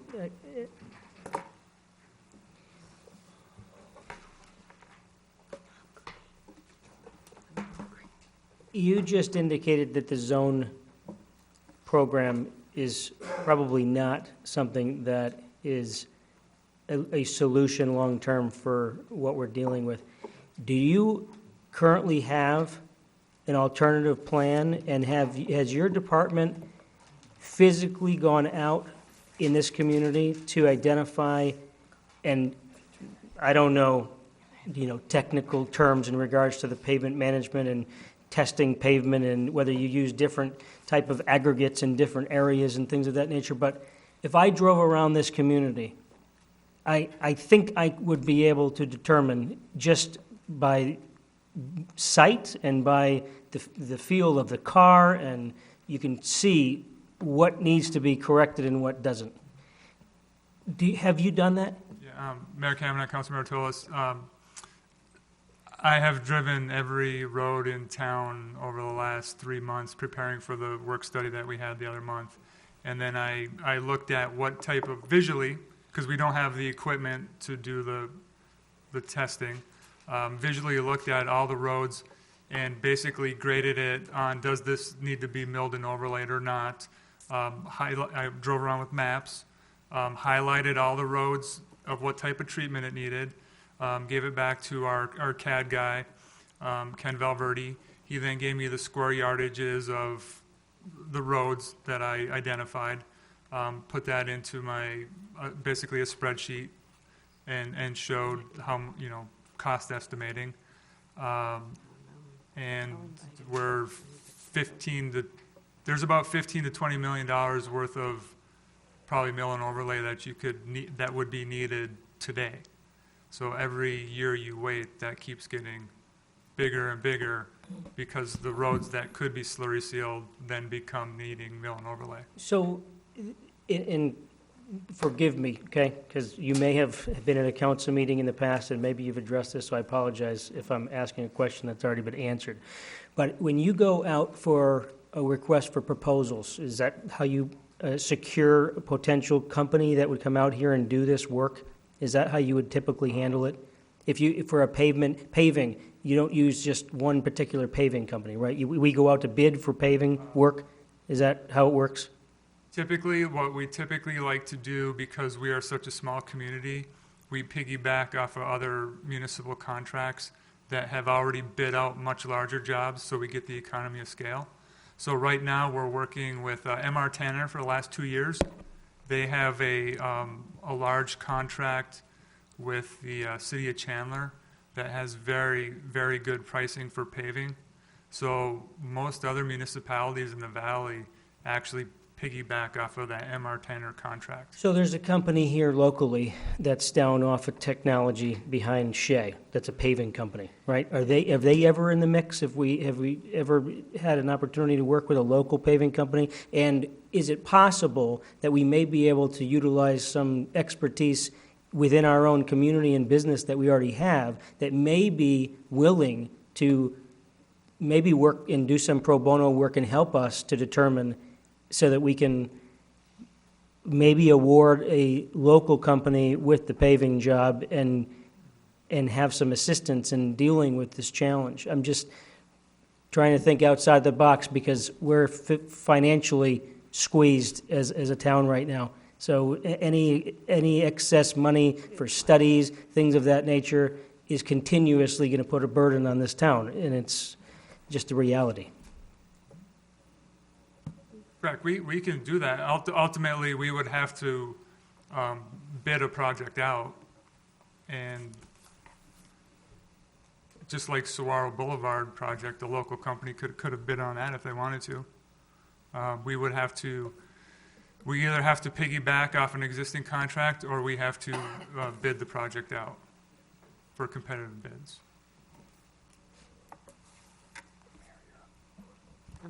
Thank you. Okay. Councilman Brown, we still I'd got like- more comments. Grady, would you mind putting this subject on our goal-setting list? It is. And bringing it back to us, and so we can have a better understanding? You bet. For the February retreat. Correct. You bet. Councilman Leger? Thank you, Mayor. Paul, as I stated earlier, I was 50-50 on this, and I think I voted in favor of it because it provided you tools to kind of change the paradigm in how we do the work. I've already stated that.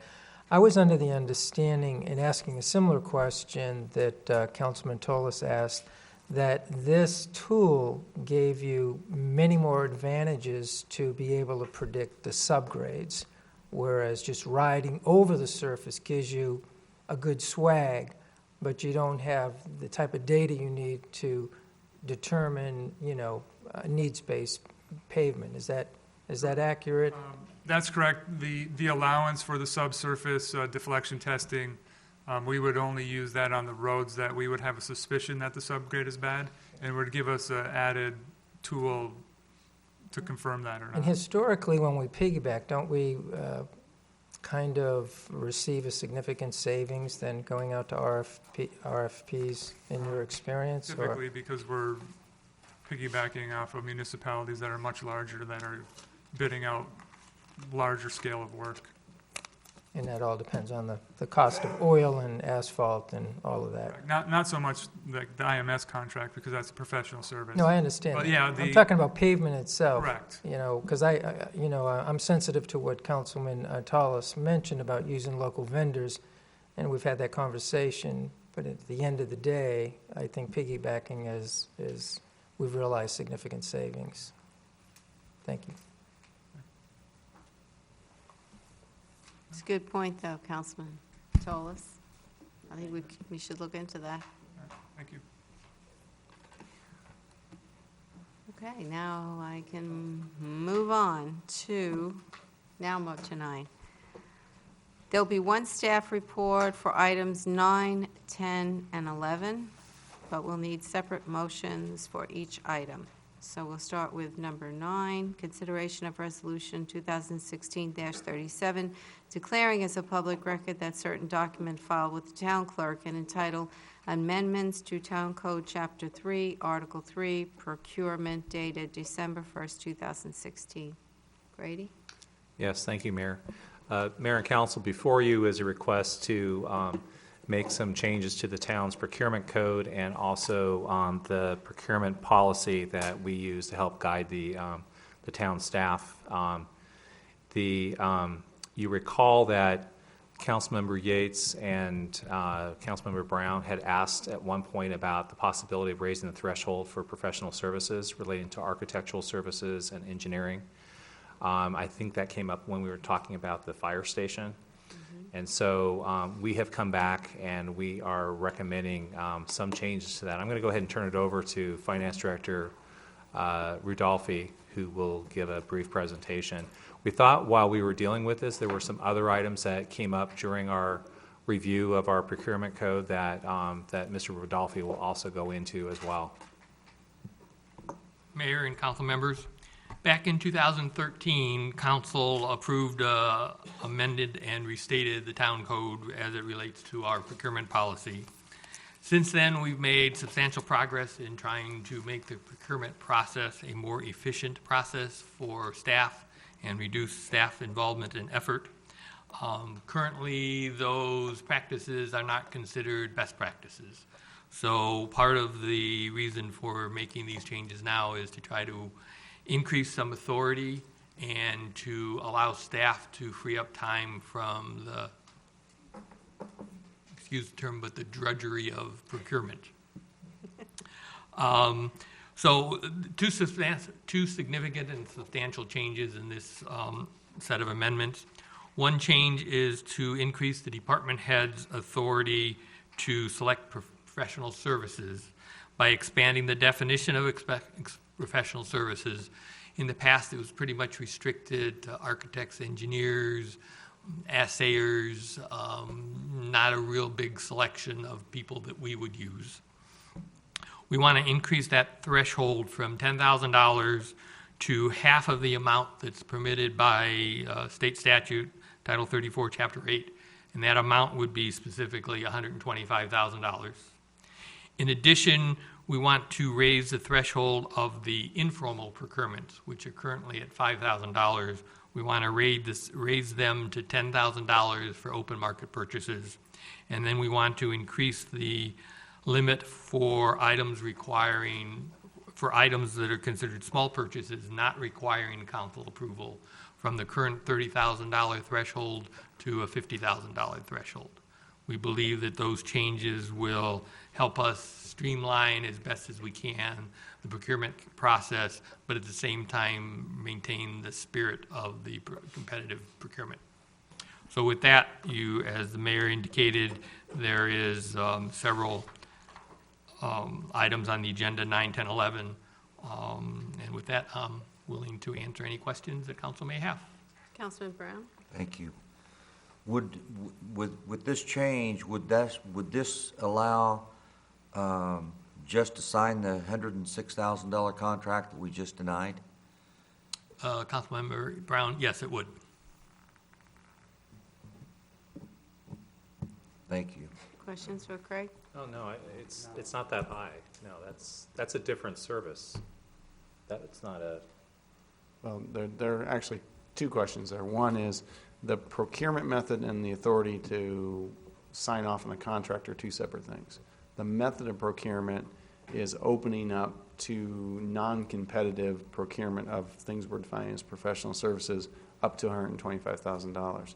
So that would affect the way you procure. You can go out and direct select that type of vendor. But the signature authority would be capped at $50,000 under the new proposal, so that anything over 50 still comes to council. Anything under 50 would be in the manager's signature authority. Madam Mayor. Councilman Yates? Along the same lines, though, even the direct select, what would be the process? Is it lowest qualifying bid? I know they're not required to do RFP, but just to make sure that there's some sort of check and balance, that we're not doing a, Well, it's an RFQ process, right? Madam Mayor, Councilmember Yates, the change to the policy, and this is policy, not the code, is that those services should be awarded using the RFQ and RFP process, depending upon whether we're getting a price or not, unless it's deemed in the town's best interest to not do them. And that best interest determination is basically the manager's determination on when a department head comes and says, I don't think it's in the town's best interest for us to go out to bid on this because it's an item that we generally go to the same firm for. For instance, one of the things that's very difficult for the staff to bid is graphic design work, because low bid in graphic design is not necessarily what you're looking for. And as you've seen from the quality of materials that the town produces on a fairly tight budget, they do a good job with finding people who can work in that. So that was one of the add-ins that was in terms of expanding the definition of professional services to allow for some flexibility at Grady's level as the procurement agent, or it's delegated in most cases to Craig. So Craig's pretty much your doorkeeper, make sure that things that should be procured competitively, if there's actually real competition out there, are done that way. Otherwise, then the procurement agent can say this is a direct select item. Madam Mayor? So two-tier, this town manager and whoever's in Craig's position, to use that example again, would review that, or does this give a department head the authority to go ahead and? No, it's the town manager is your procurement agent. That can be delegated, and in this case, the Okay. procurement policy delegates it to Craig. That's still your gatekeeper on contracts. Department heads still have to convince that person that it shouldn't be done with competition. The idea was to suggest that we're always going to do the way that we've always done it unless it makes sense not to. And the language had to be fairly open to do that. Councilman Tolis? You know, this is an interesting meeting, and it's interesting that this is going to be a topic that comes up twice for me, and that is there any provisions in our procurement process right now to give preferential treatment to local businesses when a local business can perform the requirements of your particular job, RFP, how you go out to bid? In the past, and I served on a council in another state, we had an actual 10% variance that we really encouraged our staff to move forward with local business and support local business with the needs of the town. Is there anything currently in our code right now that would give that type of instruction to staff? Councilmember Tolos, no, there is not. Nothing specific. Andrew. And Mayor and Councilmember tell us the remaining part of that answer is, and under Arizona law, we can't. Specific preferences like that have been the target of quite a lot of litigation. Probably about 15 years ago was when it was really the most active, and it's now at a point where even Phoenix doesn't have a preference. It's kind of the way things have to happen now. Particularly the hot topic ones are the ones that we talked about before. When we're talking about public works under Title 34, those are hard bid items unless they're exempt. And exempt, you'll see if you really care to read all of this new code, we've defined exempt, and there are only 4 or 5 occasions where you can do non-low bid work for what is like pure construction. If you're going vertically, you can do it with no bid if it's about $20,000 or less. It's a formula based in 1996 numbers that started at $15,000, and by price deflators has been moving its way up since that time. If you're doing horizontal work that doesn't require any vertical construction, the number's closer to $200,000 that you can do without bidding. But those exempt categories are the only ones that we could go out and directly select. So to get back to your paving question, if we had a paving project that was under $200,000, you could that's defined as exempt in here, and it wouldn't require hard bid process. You would go out and get bids from people, but you wouldn't be required to follow Title 34 because you have that carve out. But that's about the only thing we have wiggle room on in the statute. Or if we build park facilities, for some reason they're carved out.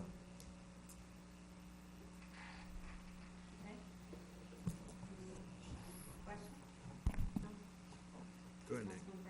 I move to approve ordinance 16-13 and resolution 2016-36. One at a time. I move to approve Yeah, I was going to say, ordinance 16-13. Second. No, Mayor. Can I just clarify? We're going to take and approve Resolution 2016-37, declaring it a public record? Oh, did I jump ahead? We've got to declare it public record, then adopt by reference, and then All one motion? Let's, It's written that way. Yeah, it says here we need a separate motion, it so should be a separate motion for each one.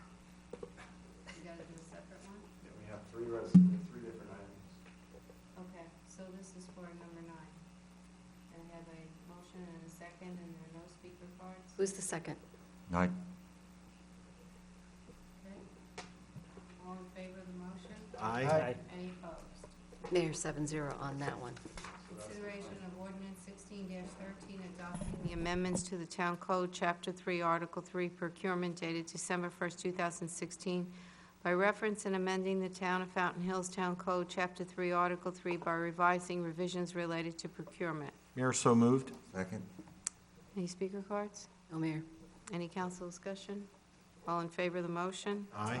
Any opposed? Mayor, 7-0. Consideration of Resolution 2016-36, adopting the Town of Fountain Hills procurement policy dated December 1st, 2016.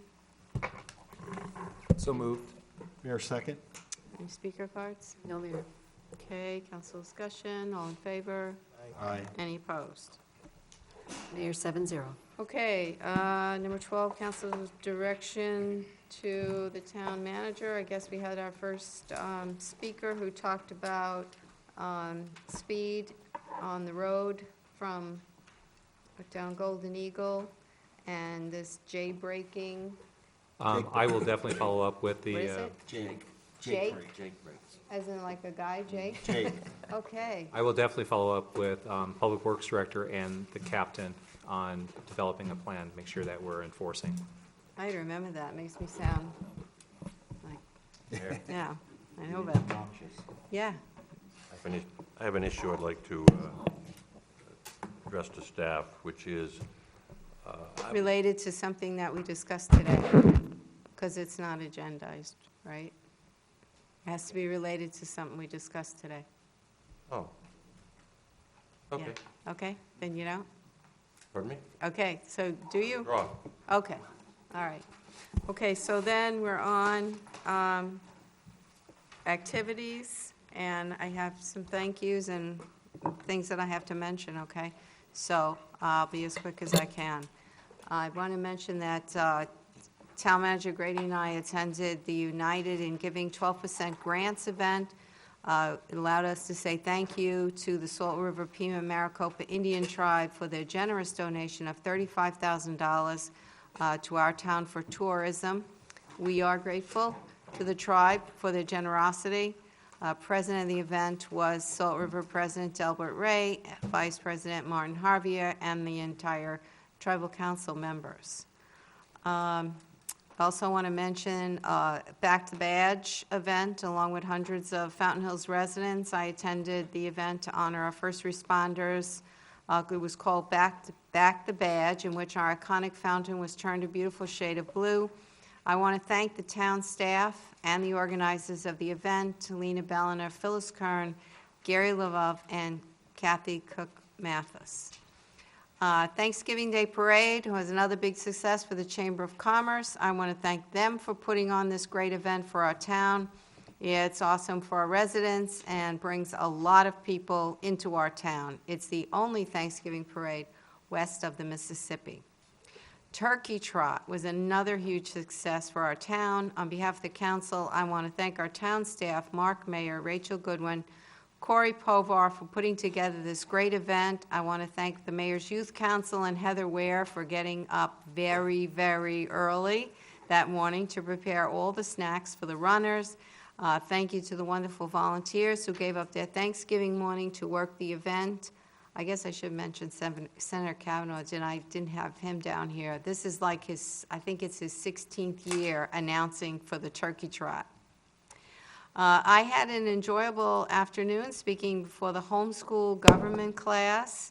As a matter of fact, the teacher was one of the graduates of the academy. Students were interested in learning all about how their town government functions and what we do as council members. Students have a trip planned to the state capitol. Senator Kavanaugh offered to give them a private inside tour. I know they're going to like that. And last, I want to thank Amy Burnett, Information and Education Program Manager of Arizona Game and Fish. Amy, once again, gave a very informative presentation on the dangers of feeding wildlife here in town. Her talk centered on feeding of javelinas. As you know, we had residents attacked by these animals last April. Amy wanted to get the message out to all the residents, and especially returning winter visitors who may be thinking about feeding these wild animals. Amy would like anyone who knows of someone in town who is feeding the javelinas to call Game and Fish Hotline at 1-800-352-0700. Amy stressed that by reporting someone, you may be saving both people and pets from attacks in your neighborhood. So I hope everyone will keep that important thing in mind. And that's it. All we need now is, you have something. Real quick, I want to welcome back Councilman Brown, Mayor Kavanaugh, and welcome Art Tolis to the council. Look forward to working with everybody and the existing council and staff. Back at you. All right. Very nice. Anything else? Anybody else have anything? Okay. Motion to adjourn? Second. All in favor? Okay. Hey,